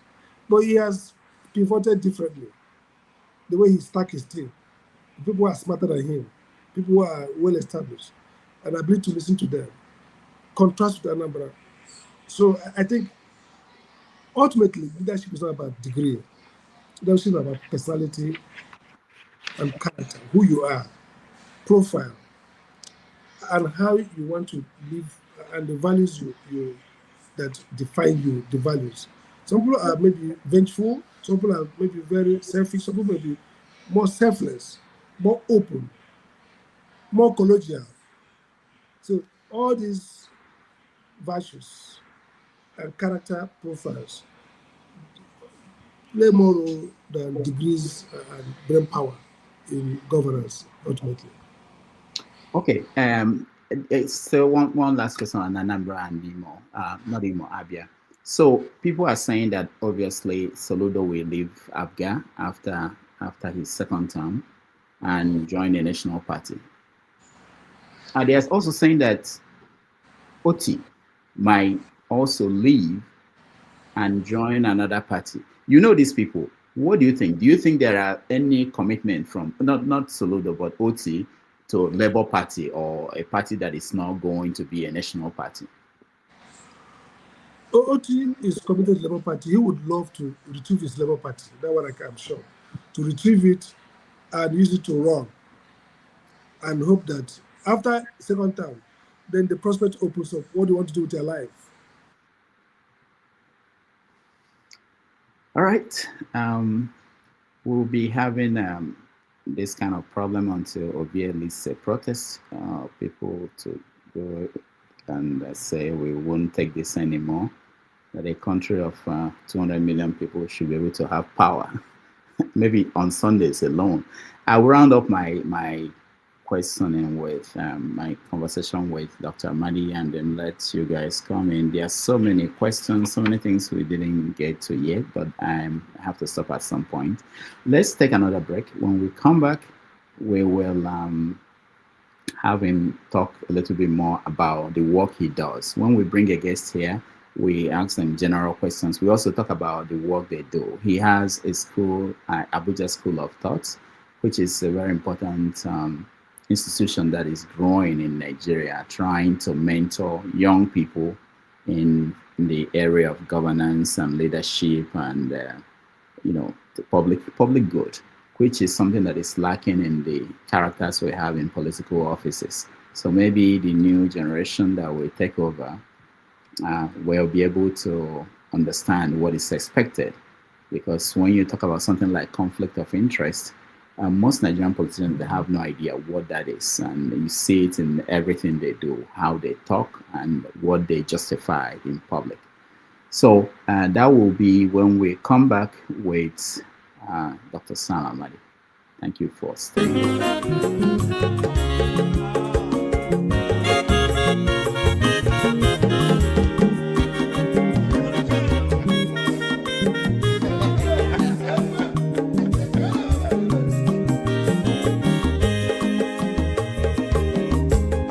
Onye ọma zoro obi o, akwa nwa zoro obi o, Max ịbịa bunye gokwanụ m n'ofu ube na n'azụ ụlaga ụlaga n'ịbịazigo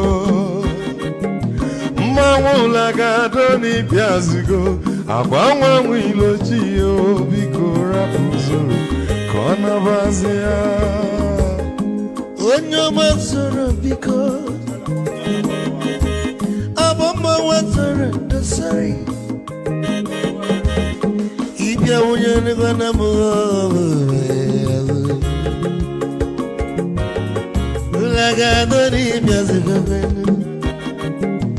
mo ulaga doni biazigo abamma wilo chino bigora buzoro ona wazi mazi wekomo odogu no kwerezi nanka onye maniga dele mo mazini bazina ibu go with melody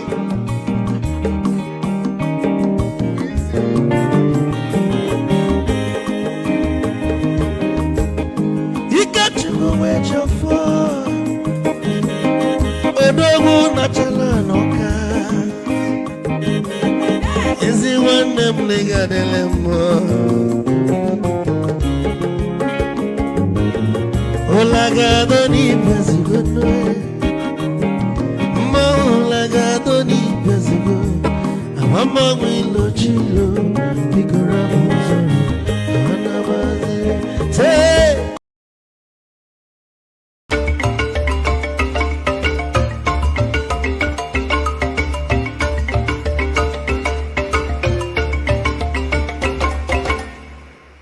All right, welcome back, everybody. Thank you so much for being with us. Let's round up this conversation from my end and then bring you guys in. So, Dr. Amadi, I have one more question about. So you are saying that you are sure that Oti would like to. Yeah, so he would like to stay back, and retrieve his party. But what happens after being governor depends on the stature of the party and what happens. Nigeria puts in a flux. But again, on the campaign, I don't think it's very. His situation is different. He's in charge. It's actually, if you go through Aba or Abia and talk about Oti among the people, it's likely 10. If there are 10 people, maybe 7 will say it's our man. You can't say the same about Mbah. With due respect, he's doing about issues. For example, many other people are worried about how he's dealing with insecurity, the herdsmen attack. So he's really. Has several areas of deficit and people are attacking them. But truly, apart from P2B today, Oti is the most popular and liked, not just in Abia. In Imo, they love him. I'm sure even the US, people will love him. So I think he has no reason to fear too much about. He's really controlled. So worst case, even if he doesn't get his Labour Party, leadership, ultimately, he moves his Labour Party platform. He has made Abia strong Labour base, so he can move them to any small party and run and win. Now, what he negotiates afterwards, again, I think it also depends on what happens to P2B as well, because if the elections are going to be as the APC is planning to ride the momentum to combine presidential and governorship election together, it means that Oti also perhaps like to be in a party with Mr. P2B at the same time. So several factors will play out towards the end of, run down to end of this year and early next year. But he's in a better position to hold back and say, I'm going nowhere. Okay. Are you running for governor next election in Yeah, I would. I've always offered myself to serve the people, but like I always say, the people decide whether they want to be served. Your job is to offer yourself, offer strongly. The people decide whether they want to be served and who should serve them. But definitely, I think that I have what it takes, the knowledge, the experience, and the commitment to change Imo. Ultimately, politics is the art of the possible. I will submit myself to the people again and hope that this time, not their fault, because oftentimes we blame the people, say they elect bad leaders, but the dynamics, people sometimes never get to. People have never get to make a choice between me and somebody. So one of the things I've said to myself is that I'm not prepared for primary. I'm not going to do any primary. And that's why I tell people that even me at my small level, how do you expect Peter to do primary? I'm not going to do any primary. There are 18 parties. So if I can't go, what's the point of primary? I was speaking with Telemo. He said, oh, Peter. I said, no. You know that primary is not in Nigeria. What is primary? Delegates come and they give them money. So it's nonsense. So I think that our politics is going through a transition that maybe we're going to see in the future adaptation of the democracy we know. So maybe some people communities will come and consensus and choose somebody and say, please, we're not interested in this election people are doing. We just want Mbeke to go for us, Moy to go for us. Because we have... They did that for Challenge Wamba for now. In most communities in Anambra State, they are now coming together and saying that this is the person we want to go. Because he didn't even win any primary. I mean, it was perhaps one of the good things that Obiano did. He kept his promise and ensured that he became governor. I mean, as I knew those processes, there was no chance he could win the primary. Okay, your governor of your state. During the campaign, he promised to give jobs to 5,000. That he would take 5,000 Imo people to Europe to give them jobs. And recently he trained 10,000 Igbo. They graduated from his skill. Did you investigate all those claims? Were they people? He promised 5,000 and delivered 10,000. So no, those ones are local. The skill sets were for local people. I think he has smartly known that the cost of foreign. Maybe Trump didn't allow the visa or whatever. You see, there's some laughable things really. But the point is that, and I don't think anybody wants to investigate what Trump is doing. We just wish we were that. The good thing about democracy is that it is moves so fast. And then we look back, and he himself will look back and saw the things he did and say, okay, I'm happy with this. So the people are long suffering. And nobody, I'm not taking it seriously. I don't know. I didn't even know when the train was going on. I just saw that 10,000 and I commented the post. I said, wow, this is unbelievable. 10,000, because I could imagine training of 10,000 people, skilling them would be a big deal. And but I didn't know about it. I saw the number, and somebody told me it's not even 10, it's about 20 or 40,000. So some people shut me down and say you are enemy of progress. You never say something good. So I've not investigated, I don't have the facts. But if he did 10,000, but he promised 5 and did locally, I think it's a better use of public finance. Instead of taking 5, he gave 10 proper skill here in Nigeria. What can we say? That's good. Your School of Thoughts, Abuja School of Thoughts. You've been mentoring people in governance and public good. How does it work? How many have you been able to groom? Mentor? Well, we started, we were doing mostly bringing scholars and doing research and policy writings and advocacy. But recently we started doing fellowship, which sometimes people were saying, oh, one certificate. Some politicians said, you want to pay, which program do you do?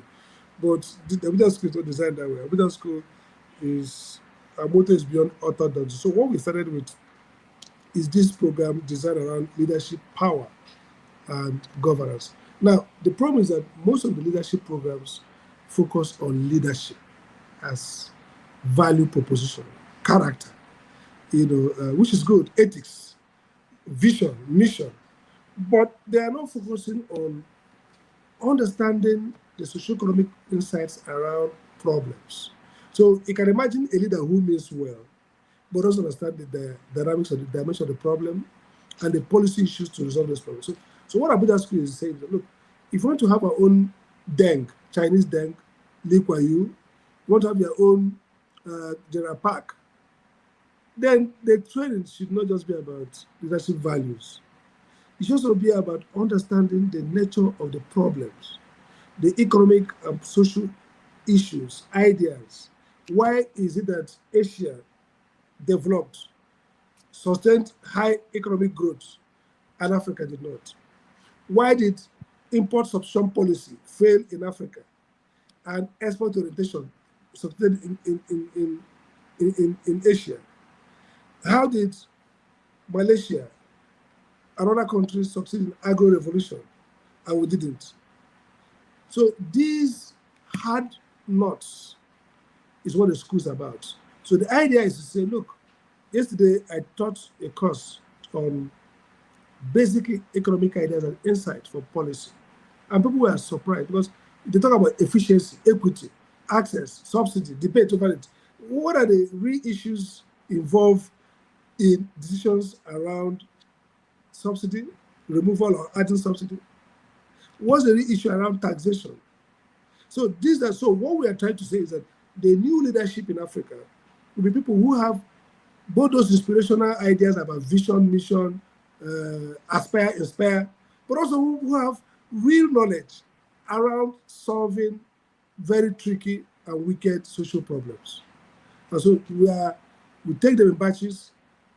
This cohort, 20 people, drawn from across. In fact, interestingly, some people apply for outside the country. And it's a hybrid. We train after this cohort, we expand to 50, and we're doing faculty across the world, really. And the focus is that we see social and technical knowledge as critical to solving the African problem. You see, oftentimes, the 3 guys who won the Nobel this year wanted for the notion that ideas matter, creative destruction, innovation. So the idea that we are in the African continent, we are doing a lot about politics, about power sharing, about winning election, and then maybe some American preachers will come and tell us about aspire to inspire, and you see people say they're doing leadership training, leadership expert coach. They're telling people all kinds of nonsense, euphorical things. But really, who's going to, how do you grow the economy? How do you solve little bit of poverty? How do you create social institutions that stabilize politics? I just read yesterday, last night, Emma Okpara's convocation lecture to UNN in 1962. Brilliant stuff. He is looking at development paradigm, how to create a developmental state. And he even talked about suspending politics for 16 years to create what you call united front government. Because he even have to contrast with the one-party state ideology. I said, our economic development requires what today we call elite consensus. That was Okpara, 34-year-old. But because he has read widely economics, political science, he was a medical doctor. So our notion, in fact, I proposed to OT a program called Emma Okpara Fellowship for Public Leadership for mid-civil servants. And the idea is, this reform cannot work if you don't have the technical capacity in the public service of Abia State to understand how to develop transformative policy. Those are skill sets that people have to have. So it's not enough to say aspire to inspire, visionary. Those are nonsense. It's not what made Asia develop. It's not what made America catch up with in England after the Industrial Revolution. Those technical insights is what Abuja School says. You have to know the problem enough to solve it. Yes, it's good to have ethical values. It's good to be visionary and make great speeches.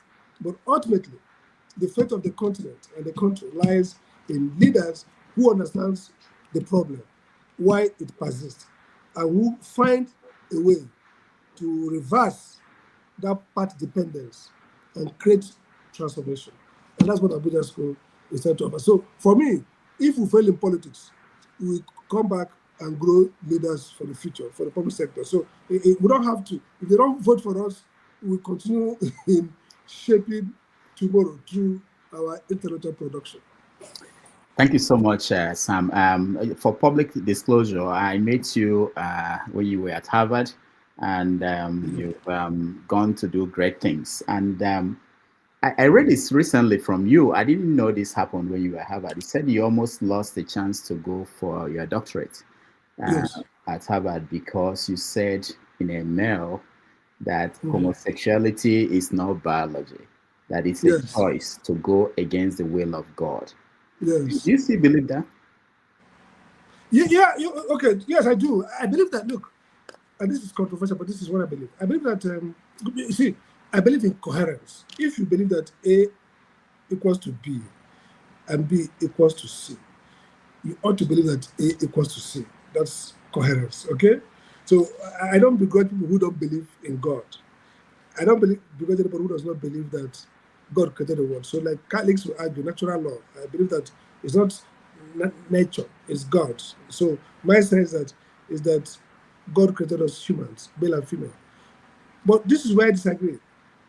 I think that, and people have acknowledged that radical choice means we can choose to do anything we like. We can choose to, people can choose to, if you consider people the right to choose, then there are choice. But if you say it's biology, it's debatable because it's science. So let's see how biology. So my debate, I've read widely and seen that it's about choice.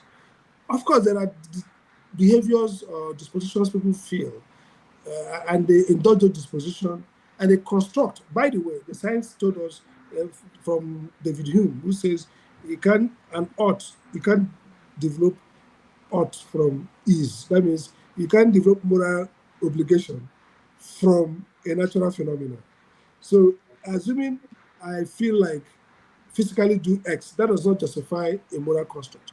So when I say I believe that is choice, it's not biology, I'm not saying people have no right to claim otherwise. I'm saying that for me, it's a choice we make, and people are entitled to their choice. But what it becomes now problematic is we want to construct the sociology of lawmaking.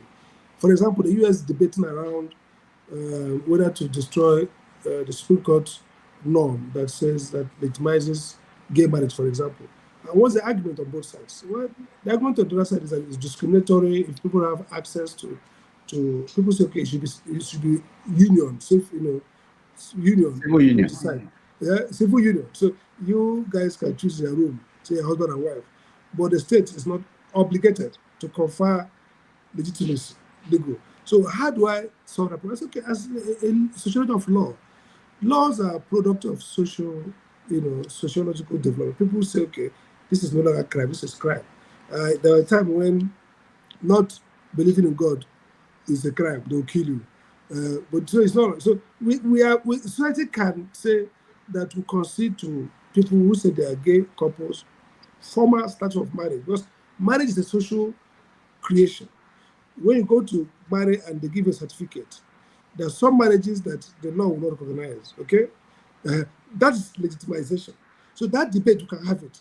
But from a belief, a theological perspective, a Christian who believes the way I believe would believe that it violates divine injunction.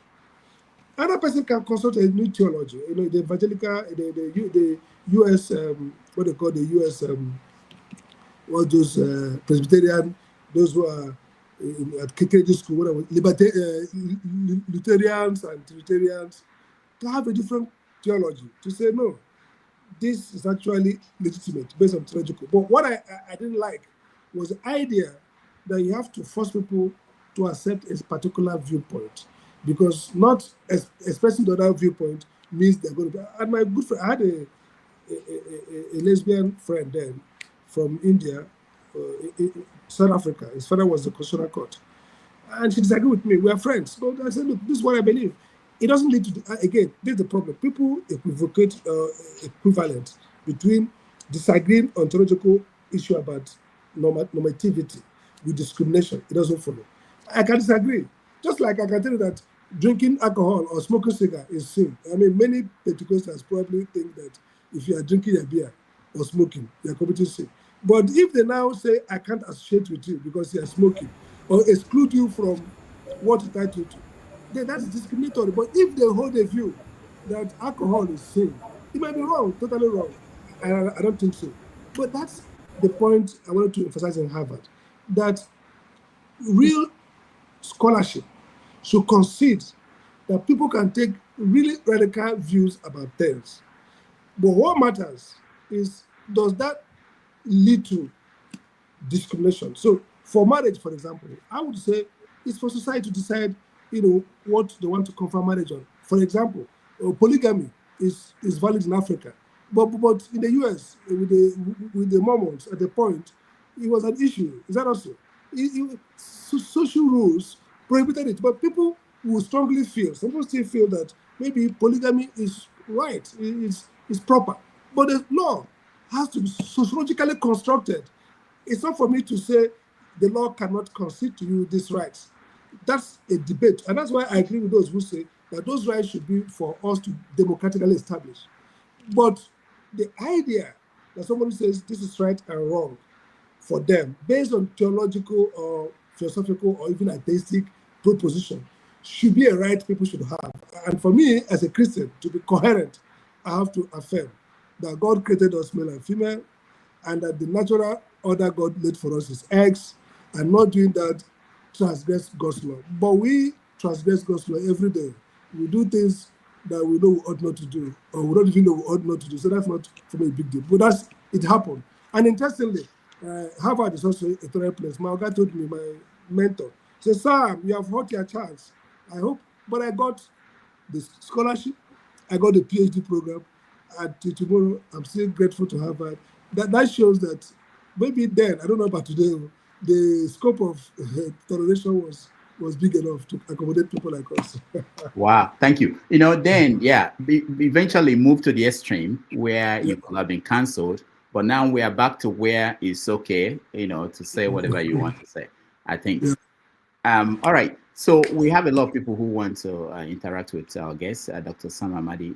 We give you a chance to ask the best of your questions. He's, we didn't agree for him to stay this long, but he's here and we will get to you. But please make it very quick so that we can get everybody. Let me start with you, Chim. Welcome to the show. Thank you, Rudolph, for having me, and congratulations on being able to bring Dr. Amadi to the show. Dr. Amadi, it's a pleasure to make your acquaintance virtually. Thank you. I've followed your works and listened to you over time, especially on Arise. But today, I don't know if my topic exactly fits into what the conversation was today, so please indulge me. I have asked this question severally, so I will ask it again. It has to do with Peter Obi, the presidential candidate the last presidential candidate of the Labour Party. So my question is, do you think you can exonerate him from the current post-election collapse of the Labour Party? And my question is coming from the angle of he had a lot of goodwill, momentum, and a lot of what I would call political capital, even though it did not translate eventually into political office in terms of being the president. But you cannot deny that he had a lot of goodwill and capital given to him. I've always been of the view that he should have exploited that capital. Yes, I'm not saying he should have come into the party and dominate everybody and do the a la carte. Some other person believes how is a la carte. But I believe by using the apparatus of that party to rein in members of his political party, especially those in the legislative houses, either both at the state and federal level, it would have kind of created a momentum for the opposition and Labour Party. But he lost it because he started playing. Nigeria's politics is not at the place where you want to play by 100% the rules. I get what he's trying to do, but he lost the momentum. So can you exactly exonerate him from the collapse that has happened because of the way he wanted to play politics of what I would call peace and I'm not sure I have the exact words right now, but I know you know what I'm saying. Yes, maybe Rudolph, can we take like 2 or 3? Okay, yeah. Sure. Go next. We can't hear you, Sure. Sorry, beg your pardon. Good evening, Rudolph, and good evening, Dr. Sam Amadi. Nice to chat to you. My question is regarding the position of the law in Nigeria. So we've seen, a spate of defection. I know that our laws don't expressly say anything on governors defecting, riding on the platform of political party A, and when they get to office to move to B, as opposed to what the law expressly says on state lawmakers, for example, that if they defect, they lose their seats. So knowing that, an example of the governor of Bayelsa State, who's now left PDP, but hasn't joined any political party. Of course, his destination, your guess is as good as mine, where he's likely going to go. But what does our law say on a situation like that, which we haven't seen many of? Because right now, he doesn't have a political party. So what does our law say about you just not having a political party? Right? Yes, he might go where we think he might go, but right now he's not anywhere. And secondly, I know that our laws does not say anything at all about governors defecting. Your personal view on this, what would you recommend if you were to recommend, with regards to governor getting in on party A and jumping to party B? And the last thing, out of all the books behind you, if you're left with one, the option to choose one, and that's the only one you would have, no other book, which one would it be? Wow. All right. Thank you, Sho. Let's get the last one from KJ and then he will answer. KJ, go ahead. Okay. Thank you so much, Dr. Rudolph. Thank you, Dr. Sam Amadi. I have followed your politics for a long time, long even before you got into Electricity Regulation Commission. And I appreciate you. I want to say, if you permit me, some very bold statement. Please go ahead and begin to prepare yourself. I see you in that house. Prepare your program. Don't be like, let's not become like our professor who has got into the office and is not doing anything. I know that you're going to bring a lot of development to Imo State. So I will say to you, please, sir, begin to prepare. And the youths, I can also make that bold statement to say that the youths, especially people from the Southeast, they love you. We all love you. I don't know any young man who you discuss Sam Amadi with who will say, I don't like him. Maybe some of your views may not, cut through, but everybody loves what you bring to the table. And I want to boldly say, these are the kind of leaders we are looking for. If a lot of you can come to the fore, then we'll have less, charlatans who call themselves leaders of the East, who are neither leading nor even showing the way to go forward. Having said that, I also looked up the population of Imo State.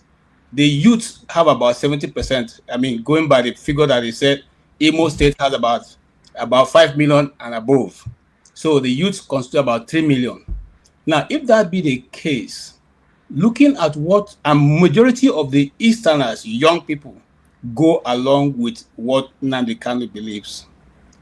If that also be the case, now I want to ask, there's what you lawyers call double jeopardy.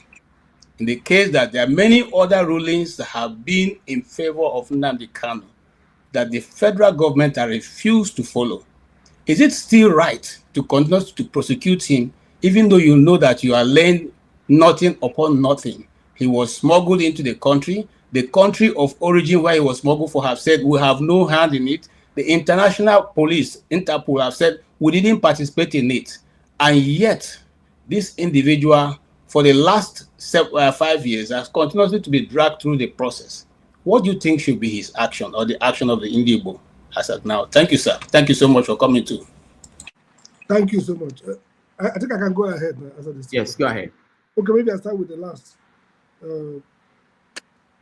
Yes, thank you for the compliments, and hopefully, like I said, we'll take our best steps forward, because the crisis we're in requires that the good ones also fight hard as the bad ones to get it. So we need to fight hard for our people, because otherwise, like I said, we have come to a point of cynicism. They don't even care. They don't even care. So expecting them to change will be almost impossible. So I take your advice. Now, to the Nnamdi Kanu issue, and that was a point I tried to make in my video, that the whole way the trial has gone has made the trial injurious, violative. 3-4 years. If you look at even 3 terrorist trials, okay, let's take the one of even Simon Ekpa in Finland. With all the video evidence, it's open and closed. After some time, maybe they convict him, they don't convict him. But this has dragged. And others, the way he was renditioned in the judgments from different courts, the lack of transparency. I had issue with the federal court, but I was Justice Binta herself. And she told me then that, this case, she expressed something like, this case shouldn't have been here. I don't know what to do about this case. So when I tweeted it and I had issue with the Federal High Court, people, they called me. But I said, look, this is not like official. This is conversation. And the idea I'm trying to suggest that this is more political than legal. In fact, many lawyers have argued it will be very difficult to convict on those charges because as criminal charges, there are no nexus directly between what he did or didn't do and outcome, particular outcome. Except you want to try somebody on belonging to a terrorist organization generally, or just say, but you need to show nexus between, So I agree with you that the case has now become unjustifiable in many ways. And by the way, you could grant him bail. Most of those cases are bailable. Grant him bail. It's not a flight, restrict his maybe international move. Sowore was granted bail and his passport was taken away until a long time. He couldn't travel out to see his family. So that issue is, let's see how tomorrow goes. And we'll see. My sense is that maybe the politics might reverse, but Tinubu politically will be more inclined to release him, maybe closer to the election. But it might reverse if there's a pushback. Tinubu is hungry for northern votes. So if there's a serious pushback from that side, it might be a case of two political dynamisms, one for, one against.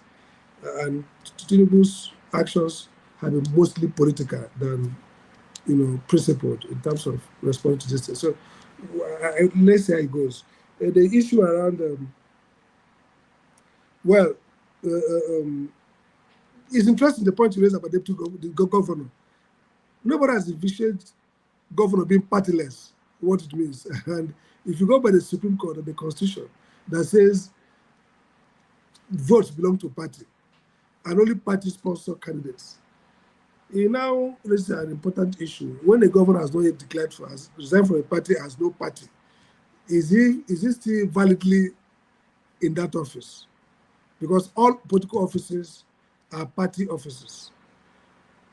Again, the question around why the Constitution is silent on governor, I would assume that, and rightly too, I asked me this question yesterday in News Central, and I made a point that I don't think people should lose their seats really because they decamp necessarily. No, it has become epidemic in Nigeria, but elsewhere people decamp rarely, and they decamp for good reason.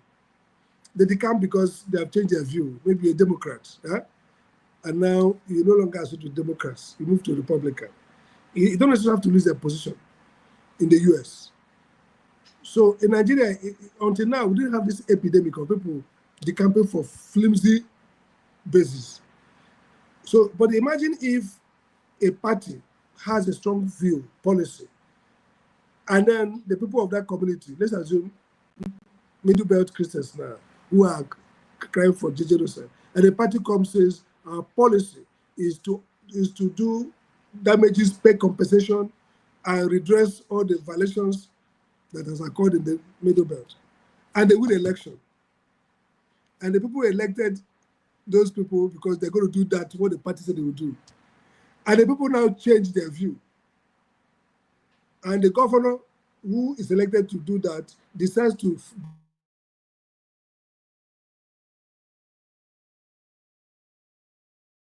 Okay, so we will hang in here until he comes back, and then we will continue this questioning. So I suggest you change your shirt. Your shirt is part of what is passing. Are you talking to me? Yes, now we're trying to tell you this is your black shirt and his black screen. Doctor, this pattern we choose to answer our question is politically driven. What do you mean? Jim, I sent you a request. Jim. Mazi, I sent you a request, Jim. And Tony too. Oh, okay. I thought it was the other Mazi. Okay, so it was you. Okay, Mazi, don't worry. I'll respond. Don't worry. Tony, you too, yeah? All right. Is he back? Yeah, Am I back? Yeah. I'm back. Yeah. Dr. Amadi, you live in Band A. I want to believe. Don't be lying to the customer. I call you. Okay. I'm on gen. This is generator. Okay. Since there's a collapse, I don't get power. You know, when I stopped before, the fuel finished. I had to go and put. That's what I put. My staff, nobody's here. Okay, so so I think that left to me, there could be instances where people genuinely decamp for the interest of their constituents. So we should factor that. But it has become, maybe because it's now a virulent phenomenon, people are now saying, make it a law. If you decamp, you leave. Maybe because of the extreme nature of this, what's going on now. But for me, I would like politics to be not over-regulated, because there could be good reasons why people can change political party, because the change of ideology, because of maybe their people, their constituents have moved, and then they need to align. So that's the point. Again, the big issue around the speaker's failure or alleged failure. Yeah, today I spoke with one of the leaders of the diaspora. I heard that there's some crisis, and I'm trying to reconcile people. But let me put it this way: I told a couple of intellectuals who had a meeting, and they went about Peter. I said, take Peter to be that we'll go and organize a coup. Yeah? And when we succeed in that coup, we'll go and appoint somebody to come and lead the government. Peter's strength is also part of his weakness. He is a minimalist. Look at the way he has been running his campaign. He's everywhere. The government is worried because they can't pin him down and strike him.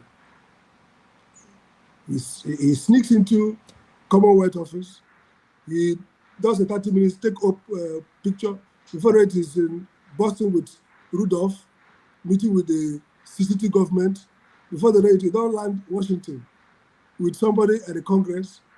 So his nature, his minimalism, is also asymmetrical. And that's why it's maybe the way Tinubu is running Nigeria, the only person who can fight Tinubu is people who's not laborious, no structure to smash. So they keep transforming, changing color, moving snake, become lizard, lizard to butterfly, butterfly to grasshopper. So, but it has its own consequence.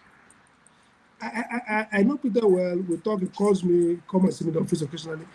He's not somebody who has the burden of organizing institutions and structure like party. And that's probably where people around him has not helped him a lot. He does not three things. When I spoke at his big launch, I said his own type of selfishness is probably what we need in government, because he helps to make the right policy, because Nigeria is embedded. We have too many embeddedness. In-laws, friends, relatives, people from your old school, old boys, the network. Got girlfriends. Girlfriends. And now you're talking. Too much. It's too much.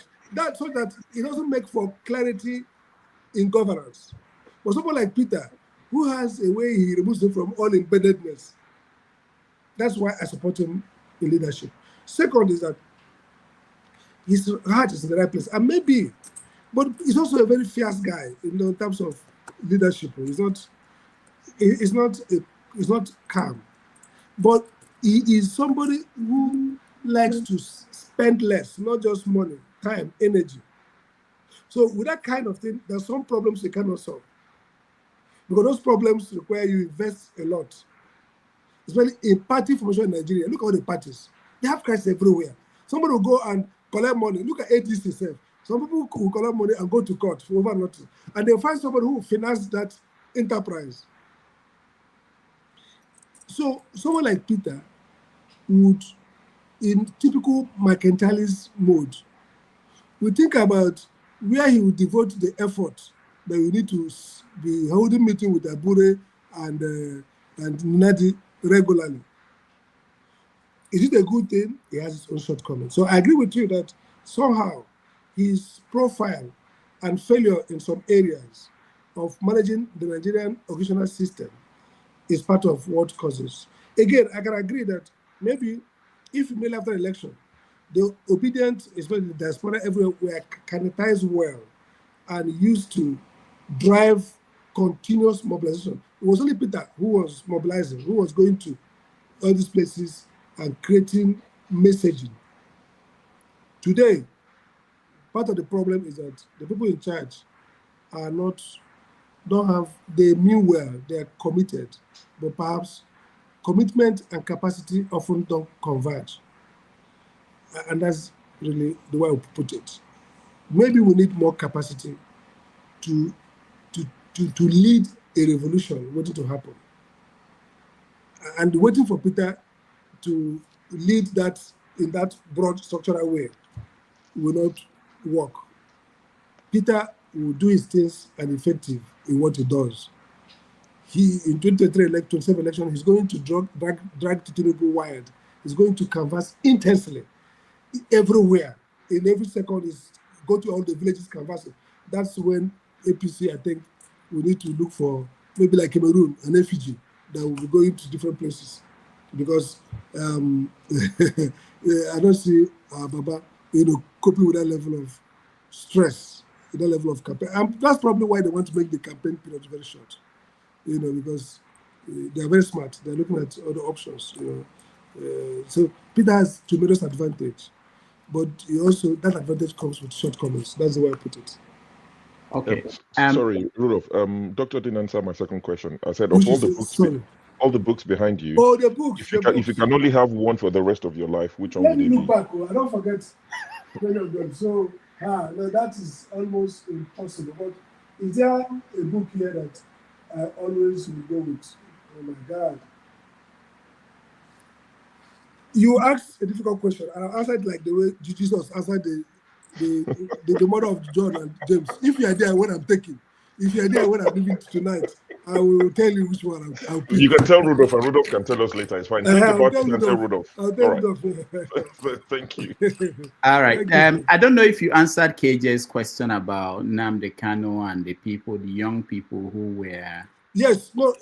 I think I agree with him that. Sorry, Doctor, if you don't mind, the intention was so in plotting your move now, because exactly. I see you. I want to come to you. Okay, sir. Yeah, you are saying that this is a ready-made group to harvest. So you are indirectly advising me to align better. Is that not correct? So I get it. And it's right.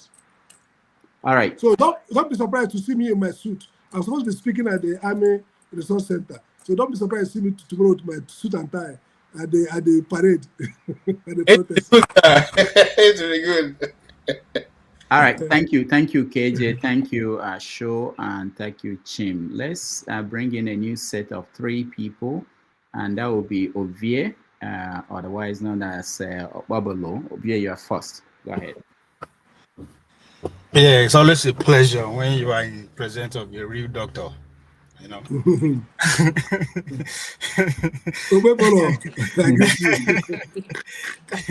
you, sir. Dr. Sam, I don't know if you are aware of this, but let me bring into your consciousness that there's a real war going on between the intellectuals governors and the illiterate governors, and by the expression in your face, you know where you belong and where the illiterates will win. The illiterates go win this war. Go ahead. See, if I Dr. Sam, you know book.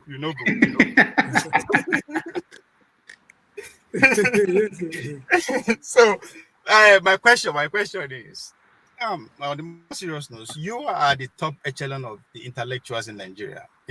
Not just because you're a PhD at Harvard, you're also you were once a professor at the Bells University. You're a visiting professor in the University of Port Harcourt, and it's your intellectual capacity that is driving the Abuja School of Social and Political Thought. So, but by every standard, you are up there. At the same time, you are also at the top echelon of the political animals, so to speak. Not just because your theoretical way of doing governance, but you also take practical steps to become a governor. So, and I expect that. I say all that to say that you led NERC, Nigerian Regulatory Commission, from 2014 to 2017. But you cannot still keep electricity on, not just because you cannot afford it, but why? Good question. Yes. So second one. No, important question. All right. Thank you, Ovie. Let's go to Mazi Opara. Yeah, good evening, Dr. Rudolph and Dr. Amadi. Dr. Amadi, thank you very much because I've been following you for a very long time. I want to use this opportunity to thank you for involving yourself in the killing of 20 unarmed Igbo youths in Emene in Enugu State. You and Bishop Godfrey Honor were the only Igbo people that came out boldly and condemned that evil that happened to those young Igbo boys who had no guns, who had no machetes, because they were on a field playing and they were tagged IPOB members and they were murdered. And Dr. Sam, you went even further to Governor of Enugu State then, Uburuburu. In fact, you asked him to start inquest over the killings and he refused. He refused to do that. Thank you very much. You are a son of Igbo land. I thank you for that action you took. In fact, I'm emotional about. Thank you very much. You said something about Sharia. Yesterday I said it here. The Nigerian crisis started with when 12 northern states declared Sharia in Nigeria. That's when this trouble started. Now, doctor, please, do you think that insecurity in Igbo land was not caused by the action of General Buhari when he started killing those young men who had only Biafran flags, who had only Biafran caps, saying, give us Biafra, give us a referendum. And Buhari sent army, sent police, and started molding them down. Started operation passing dance 1, 2, 3. Even when there was not like ECN. My question is, are you not, what are you going to tell us today? What caused insecurity in Igbo land? Thank you. Thank you, Mazi Opara. Christian, you're next. Yeah. Hello. Yeah, go ahead. Yeah. My own question is to Dr. Amadi as one of the Igbo elite. Igbos in Nigeria, do we have any ideology or purpose of what we want to achieve in Nigeria? Like this is Igbo's ideology. Like outside planning now, maybe they have ideology of trying to make Nigeria an Islamic state. What is Igbo's ideology? And my second question is, do you think that Nigeria will ever be good? Is it possible for Nigeria to be good? Looking at combination of Yoruba, they have their own way of doing things. Outside planning, maybe that tilted towards Sharia or Islamism. Then Igbos, they want to do business, they want to prosper, they want to scale. But these are three different ideologies fighting each other. Do you think that Nigeria will ever be good? Okay. So, yeah. Can I ask, maybe we'll take all because I will soon be going to Arise so that I can. Oh, okay. All right. So he has to go. And so let's take everybody who is here. So make it quick, your question. Christian, you're next. Yeah, good evening, everyone. Good evening, Doc. I have a question, but I just want to give you a little bit perspective, and then you answer my question, sir. In 1949, actually, the Nnamdi Azikiwe addressed the Igbo nation. If you use AI-generated voice of Nnamdi Kanu today to read that address, it will seem as if Nnamdi Kanu wrote that. But he seemed to advise Igbo on only one road, that is self-determination. He was distracted by the bigger Nigeria and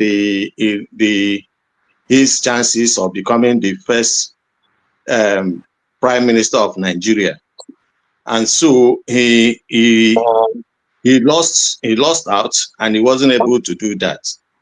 Again, during some backward time, they had this Ayajoku lecture.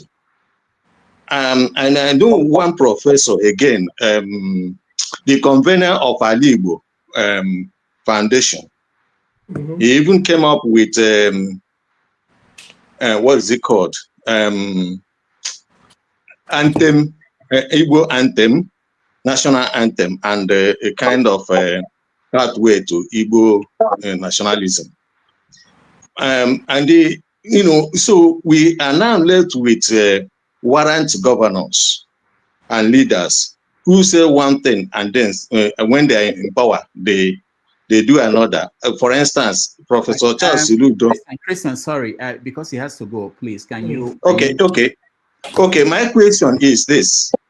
Is there anything in that constitution in Nigeria today that ban Igbo elites, the so-called Igbo elites, from convening debates on Igbo, the future of Igbo in Nigeria? Is there anything that bans them to do that, and why are they scared from doing so? Thank you. Sam, we can end it and you answer the question. Okay, sure. If you are running late, because I don't want you to go late to that. No, I'm running late. Okay. Yeah. So let me answer. Let's start from insecurity. I totally agree with you. See, my case has been that when the Southeast youths were talking about Fulani herdsmen, the Southeast governors themselves are taking action, like Northern governors did with Amadi Kanu. Maybe we won't get to ECM and won't get to what we have today. So I blame it on the failure of governance that created a vacuum that young people perhaps managed not in the best of ways. So that is classic. And Buhari's, maybe very feudal, archaic way of responding to national security challenge. And in many cases, made deliberate attack on Igbo youth worsened insecurity. So in a sense, yes, the kind of insecurity will always be with us in human life, but the kind of insecurity we now started, the known gunmen and the so-called killings became somehow a product of that period. This is not me saying so. Even Amnesty latest report on Southeast says so.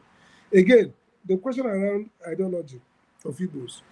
Well, I don't know what I will construct it from Igbo culture, from the Biafran declaration at Uli, at Ahera declaration, and to say it's something like you can call egalitarianism or democratic citizenship. The idea that at heart people should be free to pursue their personal enterprise.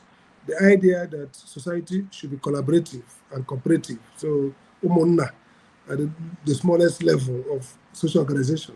So, egalitarianism, ethical egalitarianism, is the closest to Igbo ideology. Should that be the Nigerian ideology? Well, maybe not. But the key question is that, look, every nation is a social imagination. You create it from conception. So the Nigerian state, under Chapter 2, comes close to the democratic principle. The Nigerian state ought to be a nation that's based on democratic citizenship, where the focus on citizen, no matter whether it's Igbo, Yoruba, or Hausa, our failure to construct a democratic nationality, where all Nigerian nations, by the way, our US is also a multinational. Every nation is somewhat multinational. Identities can be broken. Even Asia, that seems to be homogeneous, Singapore, the Manchurians are there, the Chinese are political dominant, but not numerical. The same across the country. So I think ideology, we can create a Nigerian ideology. Igbo elites, will Nigeria be good? There's no determinism about good or bad. A country will be the directives of how the people work and dream and work for their country. So Nigeria work. Nigeria can work if our leaders begin to, create a country and treat Nigerians as the same. Why should a Nigerian who lived 100 years in Alibo from the north live 30 years, 40 years, not be like an Igbo person? We are in multinational countries, and we identify fully and take all the benefits. So I think it's a limitation of vision and incoherence in practice of our leaders that has created this problem.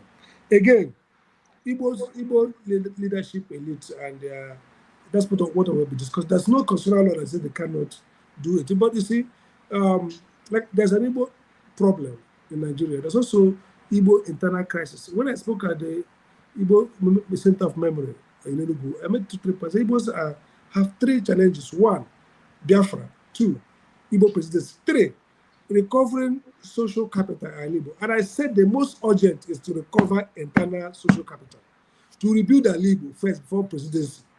And I've made a point that if you have 4 Emma in Igbo or 5, you get that place reconstructed. Yesterday, I spoke at the Southeast Economic Forum, and I said that the good thing that new technology is doing for us is that it's weakening the power of federal governments across the world and helping regions and locals to be stronger if they can be economically strong. It's only America that the president or the country can enforce its will in other places. For now, America is maybe the only world sovereign that can send dangerous bombs and force you to concede.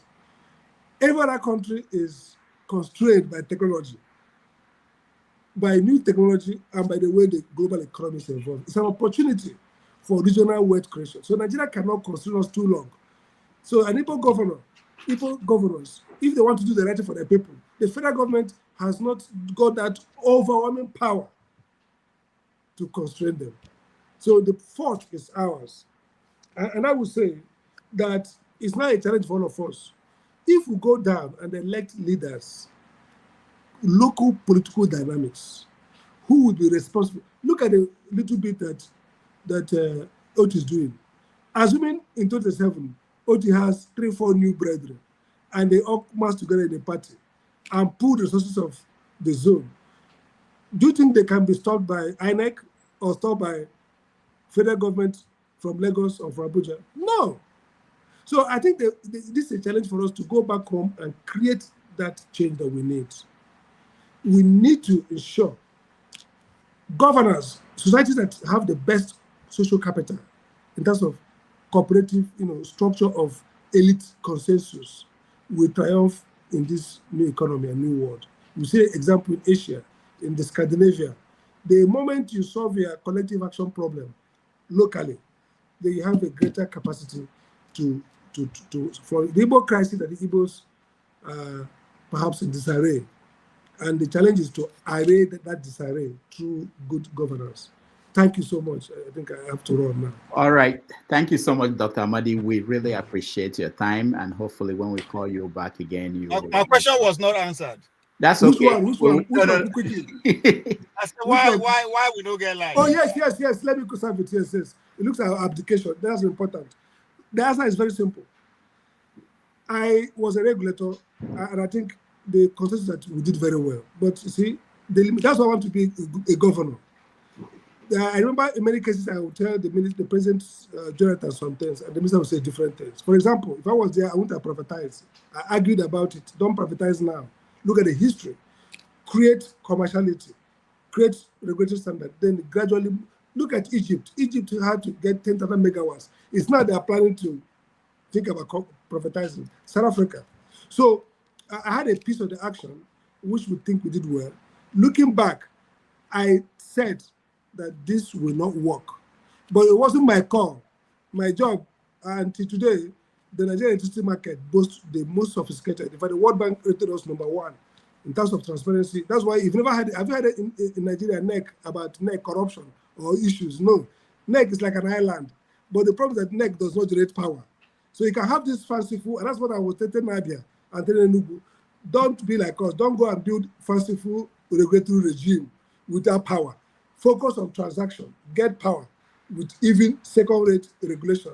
Then when you have power, you can move to first rate. We moved to first rate regulation, and we didn't have power to regulate. So we're regulating a 3,000 megawatts market with sophisticated regulations. Is that deliberate or incompetency? It's incompetent of the federal government. I'm saying I don't have any control over generation or distribution. I don't have control over investment in the network. In fact, they called a meeting, Partnership called a meeting that should be removed. Why? That Amadi is opposed to privatization. So I was even a problem. Jonathan said, no, let's have one man who is sane. If not Jonathan, then I've removed me. Because I said we are going to fail. I'm sorry to say that I was right. We failed. Not because of me, but because they did not think about, they were carried away by private sector. No. Look at Asia.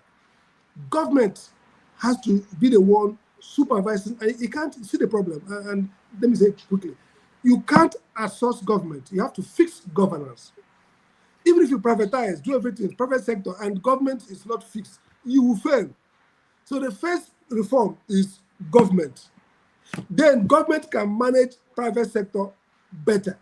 But if you bring the best private sector, Rolls-Royce, Elon Musk companies, and you have a terrible government, it will fail. Thank you. All right. That's a good end. Thank you so much, Dr. Sam Amadi. We appreciate you, and we'll call you back very soon to continue this conversation. I thank everybody. We will take a break. When we come back, we will review what happened, and I'll hear from those who couldn't get a chance to ask questions.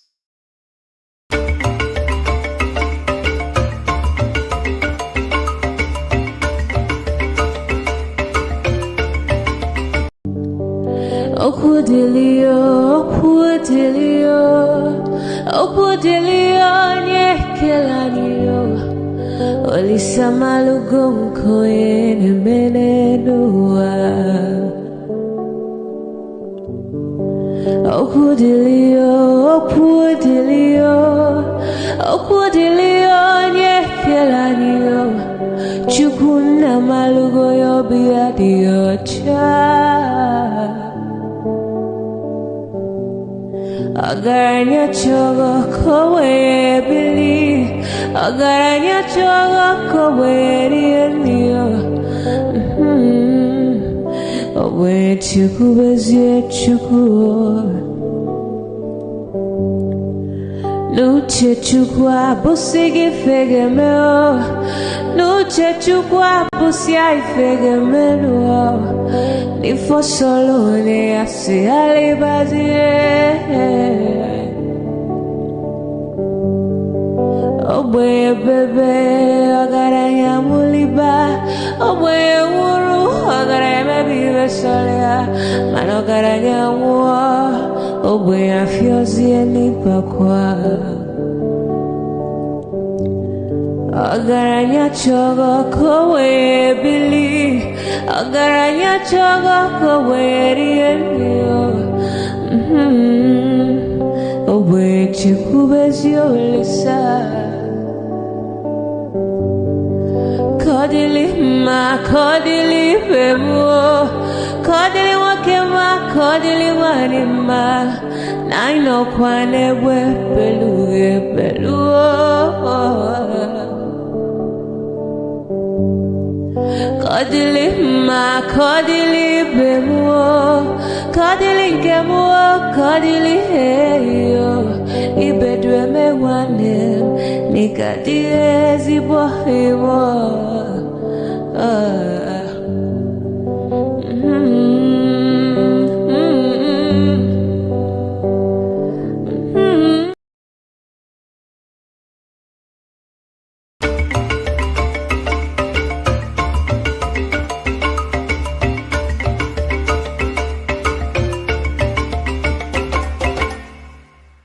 All right, welcome back. KJ, are you the only one here? Okay. Welcome back, everybody. Thank you so much for being here. And let's see, there were people who didn't get a chance to ask questions. I'm sorry, it happens sometimes. All right, Oti, I'm sorry, but what were you thinking? What did you feel about it? We are supposed to have the show that KJ will host. I just want to hear from yes, hi, hello, everyone. I would have asked Dr. Sam, because as the director of Abuja School of Social and Political Thoughts, I would have loved to find out if the school, if they're having a kind of research project on say, for example, political economy. Are we, I mean, Nigeria, our economic system, the kind of the Western style corporate capitalism, is that the only option for us? Or can they be imaginative enough and think at something that is more suitable to our, maybe our environment, maybe Africa, some public capitalism, African socialism, anything, that is not kind of wedded into you know, the neoliberal, you know, the Western style economic system. So I mean, are they doing such work? That would have been my question. You know, so I mean, I have another one, but that's a very good one. We'll bring him back. I know he will come back very soon. I'm planning series of debates, and he's one of the candidates that we are going to have. We try to match intellectuals from different perspectives to come together, and we have real spirited debates instead of just having one-on-one conversation with some of these people. Thank you. What's it? Annie Electrical, welcome. Thank you, everybody. Rudolph, now. I did. Yeah. Everybody that is on the panel, I appreciate you for the time. And it's impressive. Dr. Amadi has agreed to this program. We can't hear you very well, Annie Electrical. Do you have a mic on or something? No, I'm not using the mic. Can you hear me? Okay, now it's better. Yeah, go ahead. Okay, so I was saying that it's impressive, all that Dr. Amadi has said in this. And these are the kind of, eggheads we really need, the sane heads we need to really put Nigeria in the right place in all the states. Now, Oti is one, and I pray that he comes up in Imo, which incidentally happened to be my state. These are the kind of people we really need in governance. Then we can navigate the rest of it and put things in the right perspective. One thing I would have loved to ask him is, does he really know as well that he is a house slave? Like every woman who is not in detention like Nnamdi. All of us are in Nigeria as house slaves. It doesn't matter our position. Rudolph, you're a house slave. Uti, you're a house slave. I'm a house slave when it comes to Nigerian matters. Nnamdi Kanu is a field slave. That's why he's in prison. So these are realities we all need to understand, that this is the situation. Most of the things that happen is happening, like he rightly captured it out. When even Sowore said it, and I agree with him, and in as much as I don't agree with most of the things he do, but there are certain things he does that I agree, like the demonstration tomorrow, the protest tomorrow. If I am there, I will march with him. So what we as all Nigerians, what we should all be out for is who is doing the right thing, be part of what is the right, because at the end of the day, it is to build a nation and to build our country. And if he's still here, I would have asked him, he knows that, to rescue Nigeria, to be honest with you, I believe that every Nigerian, like he pointed out to me, should use P2B as a tool, because he has the nationwide good political goodwill to lead Nigeria and put Nigeria on a same level. 4 years, he should get out. All Nigeria needs is to be on a good trajectory. And P2B could do that. So, in my opinion, if he is still here, I would tell him, tell PDP to use P2B and tell P2B to use PDP. P2B should use PDP as a tool to get to Aso Rock, and PDP should use P2B to get back to Aso Rock. Perhaps they will be able to salvage Nigeria using PDP, because the worst politicians, PDP politicians, have left PDP.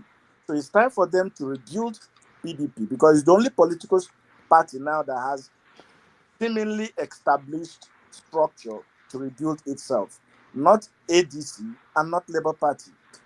So if they really want to get Nigeria organized now, the best thing is let them use themselves as tools. P2B as tool, PDP as tool. Let Nigerians use Peter and PDP as tools to get back Nigeria on the right trajectory. I think I'll leave it for the next, participant to, take it off from there. But these are things I feel strongly about. The protest should go tomorrow, but they should not be violent. So you think there's a room for anybody to get into PDP with Wike? No, listen. Wike is an individual. If the owners of PDP wakes up to tie Wike, they will tie him. It's just that they have not developed the will to do. What will Wike do? He's only one individual. It's a shameful thing. It's a shameful thing that Saraki is there. Past governors of PDP are there.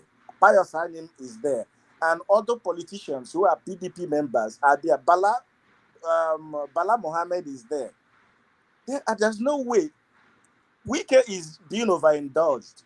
He doesn't have the powers where it is the press that will get so much power to him. He doesn't have it. He's only one individual. He only has one vote. It's just the thing. See, Wike is, there's over-exaggeration about his capacity and what he can do. He doesn't own PDP and cannot own PDP. If the other owners of PDP says no, enough is enough. I expect that somebody like Obasanjo, for example, somebody like Jonathan, for example, Bode George, for example, should stand up and tell PDP, listen, you need to save your country. And what you need to do is, whichever way it means, get P2B into to save your party. Right now, it's only APC that has all the structure and all the powers. But somebody else can do something like P2B brought Labour Party from obscurity.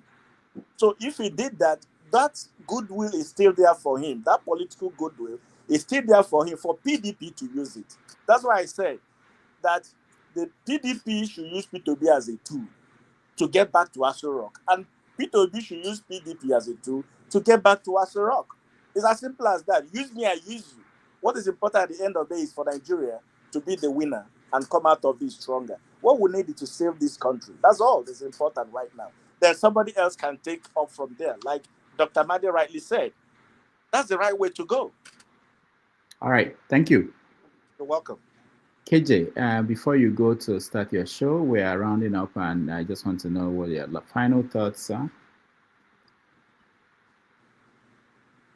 Okay. My final thoughts is that I like Dr. Sam Amadi. I followed him for long, and I think if people like him can come forward more, we will have a better Eastern Nigeria. And he has buttressed some of those points which I have discussed on this issue, on this program many times. You are loved by every other person in Nigeria once you are not talking about the injustice in Igbo land. The North will love you, the West will love you. In fact, to them, you are the best Igbo man they've known. But the moment you begin to say, oh, there's an injustice against the Igbos, then you become a tribal bigot. You become a soothsayer. You become a NERC, you become a propagandist, you become a fake journalist. Every name they can pick, they will call you. And in the past, we were not, averse to this. In fact, we are shying away from it, because when they throw that to you as a political religious bigot, you run away. You will begin to now shy away from discussing it. And I'm happy, and I say it. I'm going to keep asking the question. Every moment that I have, I will present the case of the Igbos. That does not make me not to present the case of the T people. I've presented Benue case here many times. Majority of the documentaries I've done on injustice in Nigeria and the buying of people in Nigeria has been about the North. I didn't even do anything in the East at all. It has been always in the North. So if we can lay our life down, travel to Agatu when the insecurity was very high, go to Dogonahawa after the massacre of 500 people, and do those stories, why then do you want me not to talk about injustice going on in my community that I know? So we will keep saying that. And then finally, there are many players in the Southeast, and that's one of the things I want him to also put into perspective when he's discussing. One of such persons is the Asare Dokubo factor, for which he sat in Aso Rock and said he had been fighting in the East. His men are fighting along the soldiers, the Nigerian armed forces. The question you ask yourself will be, is there a war going on in the Southeast? If there's no war going on in the Southeast, how come his men are fighting in the Southeast? See, these things are not brought to the fore. And so sometimes when you talk about it, it looks as if you are parling to your people. No, it's not. That's the truth on the ground. And I'm happy that somebody has come all the way from another country to come and now show us that our lineage, go to the public and watch our lineages, because now nobody can say the man was biased towards the middle belt or any other section of Nigeria. He reported what he saw. And then, so when we want to lie to ourselves, let's not go bring foreigners. Let's continue to do it within our circle. Call our Nigerian people to lie the lie and then we'll back it up. But you go to bring other people, they will disgrace us. And I'm happy for Sam Ambani, and I'm ready to go out to, team with him when he's ready to take Imo State, so that people with good head can now come to the place. There's an adage that says 2 good head is better than 1.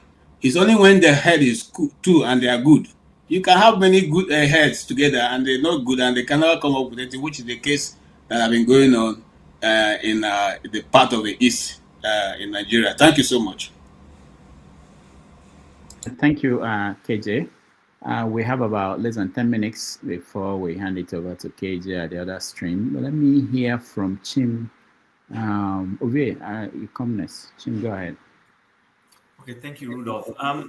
As usual, I didn't expect anything less from him. The only, I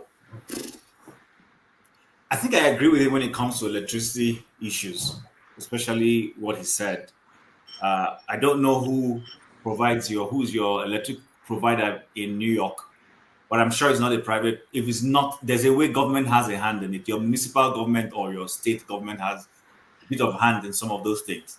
Where I live, it's not a private system. The government controls it, sort of, but they liberalize and have other options. So you have the government one, then you have other private organizations also provide, but the mainstream of the thing belongs to government. So everybody latches in back onto the government infrastructure for it. So when it comes to that electricity one, I agree with him. And I was just going to tease him to say he was showing Nigeria in a bad light today. I hope they don't come after him. Every time light will go off, they will soon say he was trying to blackmail the Nigerian system because he kept going off and coming in, going off and coming in and all that. But all in all, I think it was a fantastic outing we had with him. So I don't have too much to contribute when it comes to that. All right, thank you. Okay. Yes, if there's one thing that has been proven today, Doctor, that you two cannot disagree with that, is that smoking Igbo is equivalent to an Anambra degree PhD. Without going back and forth, the guy agreed that we needed more of Opawelo governors than the Soludos in Nigeria. So you see why they're always aggravated when I see, not by excellence intellectuals. They follow me, they shout. Where's solidify doctor just from the word go, he just say, yes, you got it. He said they will win, not that we need them. Isn't that what life is about? No, it's not the same thing. It's not the same thing. Yeah, that you are going to win does not mean we need you. What is success? Trump won. It doesn't mean that America needs Trump. It doesn't matter about America. It's about he won. That's your thing. And say success is the progressive realization of a worthy idea. If his goal is to become governor and he achieved it, my mama say, if you are not acknowledging winners, that's an act of witchcraft. It's just it's practical. It's 1 + 1 2. No matter how during the election of 2023, when they did the obedience, no matter how brilliant your policies are, if you don't win, not trash. Nobody cares. Once you don't win, you don't turn toilet paper. So it's very important, no matter how you want to see. There's a reason why those who designed the system put it in a competitive form. And that against also, but that's our reality for today. So no matter how you educated or whatever you are, if you cannot win, the people loses. That is the bigger picture. So you can speak all the grammar you want, you can do whatever. Once you cannot practicalize it, the general people loses, which was the argument we are arguing about democracy yesterday. The definition of democracy. What is democracy? Everybody says, no, democracy is any governing system that benefits the majority. Yes, because that's what it's about. The majority feeling the effect of that governance. Once the people is taken out of the concept, then doesn't forget the grammar where they use the put term. It's all to deceive the majority so that the few keep having their way. And anytime they see people like us when we speak English, able to cheat the system that was deliberately built to keep the majority out, they just can't help it. They will lose it. How did he do it? You're supposed to pass this WAEC. You're supposed to speak like this before you qualify like this. They just lose it. They forget the majority who can relate to the system at all. That's because we are educated. No, it's against us. That is what Carter would need to say about the miseducation of the Negroes. Once you control a man's thinking, don't worry about his action. He just, even if there is no road, he or she will find a way to put road, because that is how he or she was being programmed. And it's unfortunate that is our reality. Now, few of us qualified to be brilliant, educated. And for that reason, we join the rhetoric of the few to annihilate those people. I can't tell us about 990 million register. Less than 40 million participate. The intellectual could not figure it out. Why? But most importantly, why are the other 100-something million people not present in the system? They will never go that far. No. Instead, they blame them. Time don't reach now. If you don't vote for this, we'll not go send money for you. We'll not go this. Go to hell. Nobody cares. Ovie, thank you. There's a reality that is facing the average illiterate and poor person today in Nigeria, that enough is enough. Now only gold in the year now. Another thing that is coming for the past 15 years, they don't kill parents. And nobody's asking where are their kids. Right. They are coming to ask for their parents one day. Ovie, thank you. We have no time left. About 3 minutes. Let me just I said that next Sunday we are going to have Hawa Ibrahim.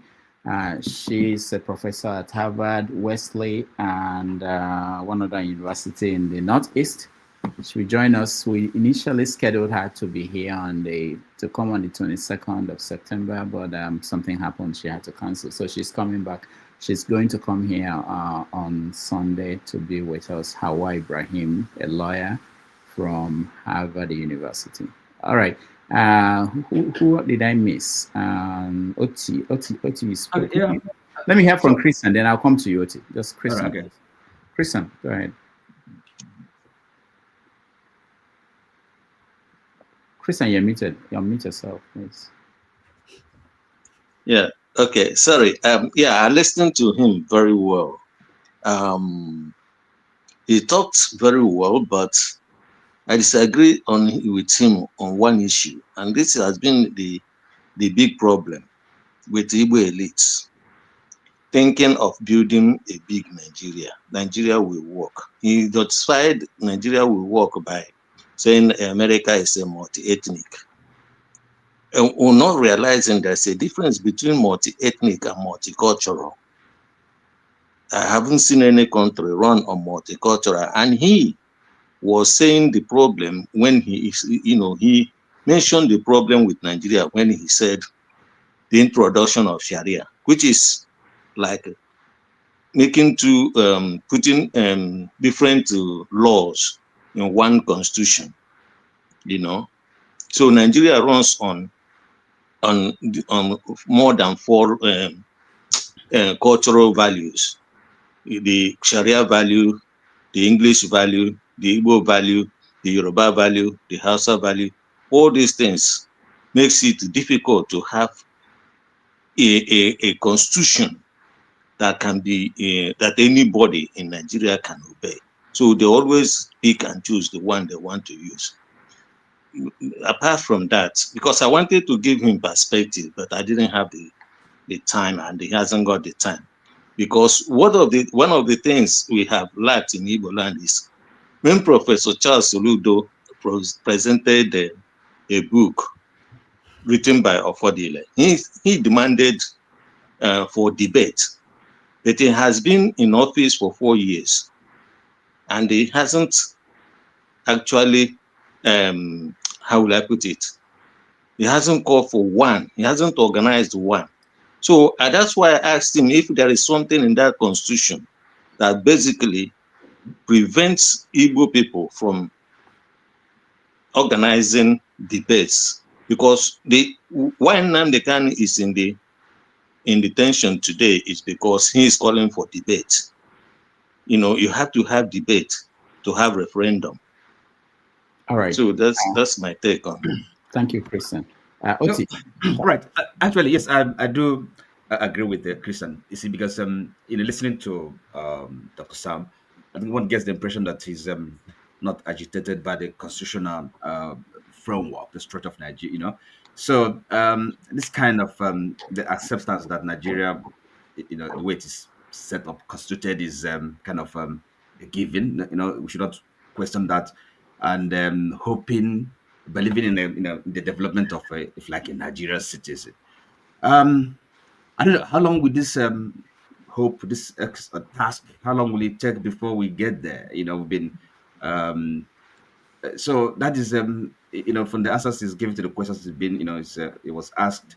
I think it doesn't seem to have any kind of concern about that. I'm inclined towards a kind of well, if you like call it provincial, regional, that kind of corresponds to the various ethnic groups and nations. So yeah, that I think that's our development really has to start from there. This thing, Nigeria. Now you have a country that it have no way of determining or controlling the population, the people that cross the border. I just, I mean, how does that work? Another border, for example, that people from other countries could just come in and then intermingle. So you don't even know who are your citizens. So how can you have a country that way? Have a constitutional, provisions or protections for people that you don't even know where they're coming from. So this is such an elementary thing. I believe there has to be a restructuring. That is the same talk. It's not. We keep on going back to it. So this discussion Christian is talking about has to take place. This debate. We have to decide how we move forward. We can't just accept that is a law of nature, the way the map that's been drawn for us. All right, so, Oti, we have to go. Thank you so much. Right. And I want to thank, because there's a new stream starting now. I want to thank everybody that joined us, who watched at home, those who sent comments, questions, and those who were part of the panel. And on behalf of all my team, the people behind the scene, and my executive director, who some of you saw today, I thank all of you. I want to thank those that supported us on with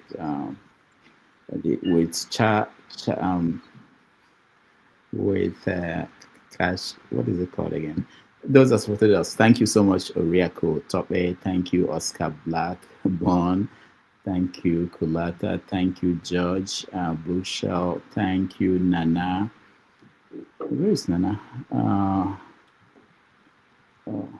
Yeah, okay. Nana Bash. Thank you so much.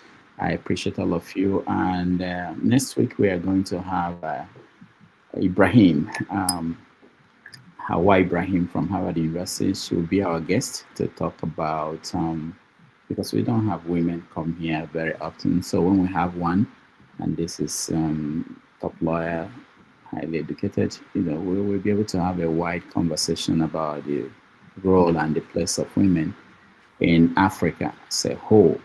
All right. Until next week, thank you, everybody. Thank you, Oti. Thank you, Ovie. Thank you, Christian, and everybody that honored us by joining us today. I'll see you next time.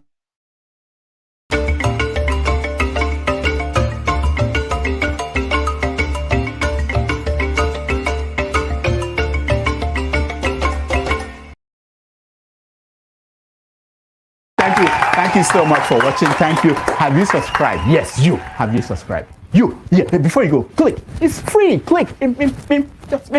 That's it. Have you subscribed? You are laughing. Have you subscribed? Have you subscribed? Thank you. Thank you. Thank you. Hey, madam, thank you so much. I can see you. I can see you. We have to get to 100,000 subscribers. This by the end of the year. How are we going to do that if you don't subscribe? Yes, you. Yes, you're about to click off. Why? Have you subscribed? It's free. If you don't, ask your son, ask your daughter how to. Just one click. Thank you. Thank you. I see you. Aha. Thank you very much. Thank you very much. I'll see you tomorrow.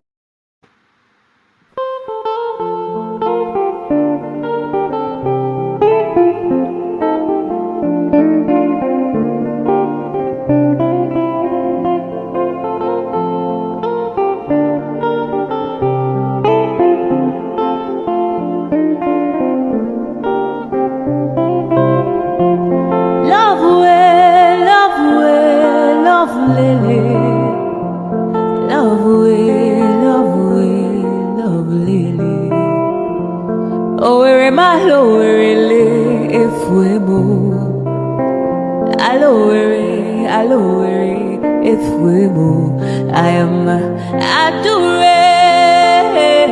Adure Lele, Adure Lele. Idu kwa samaka onyoma odika powder. Idu kwa samupu onyoma odika fomu. Idu kwa samishi onyoma odika pilu.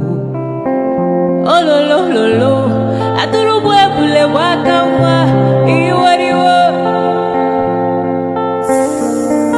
Ice. Rosa Olerio, Rosanna Oleri, Rosanna Olerio adikadimba. Adure Oleri, Adure Olerio. Adure, aturubwe bule waka wa iuriu. Adure, adure lele. Adure, adure lele. Idu kwa samaka onyoma odika powder. Idu kwa samuku onyoma odika fomu. Idu kwa samishi onyoma odika pilu. Oh lo lo lo lo, aturubwe bule waka wa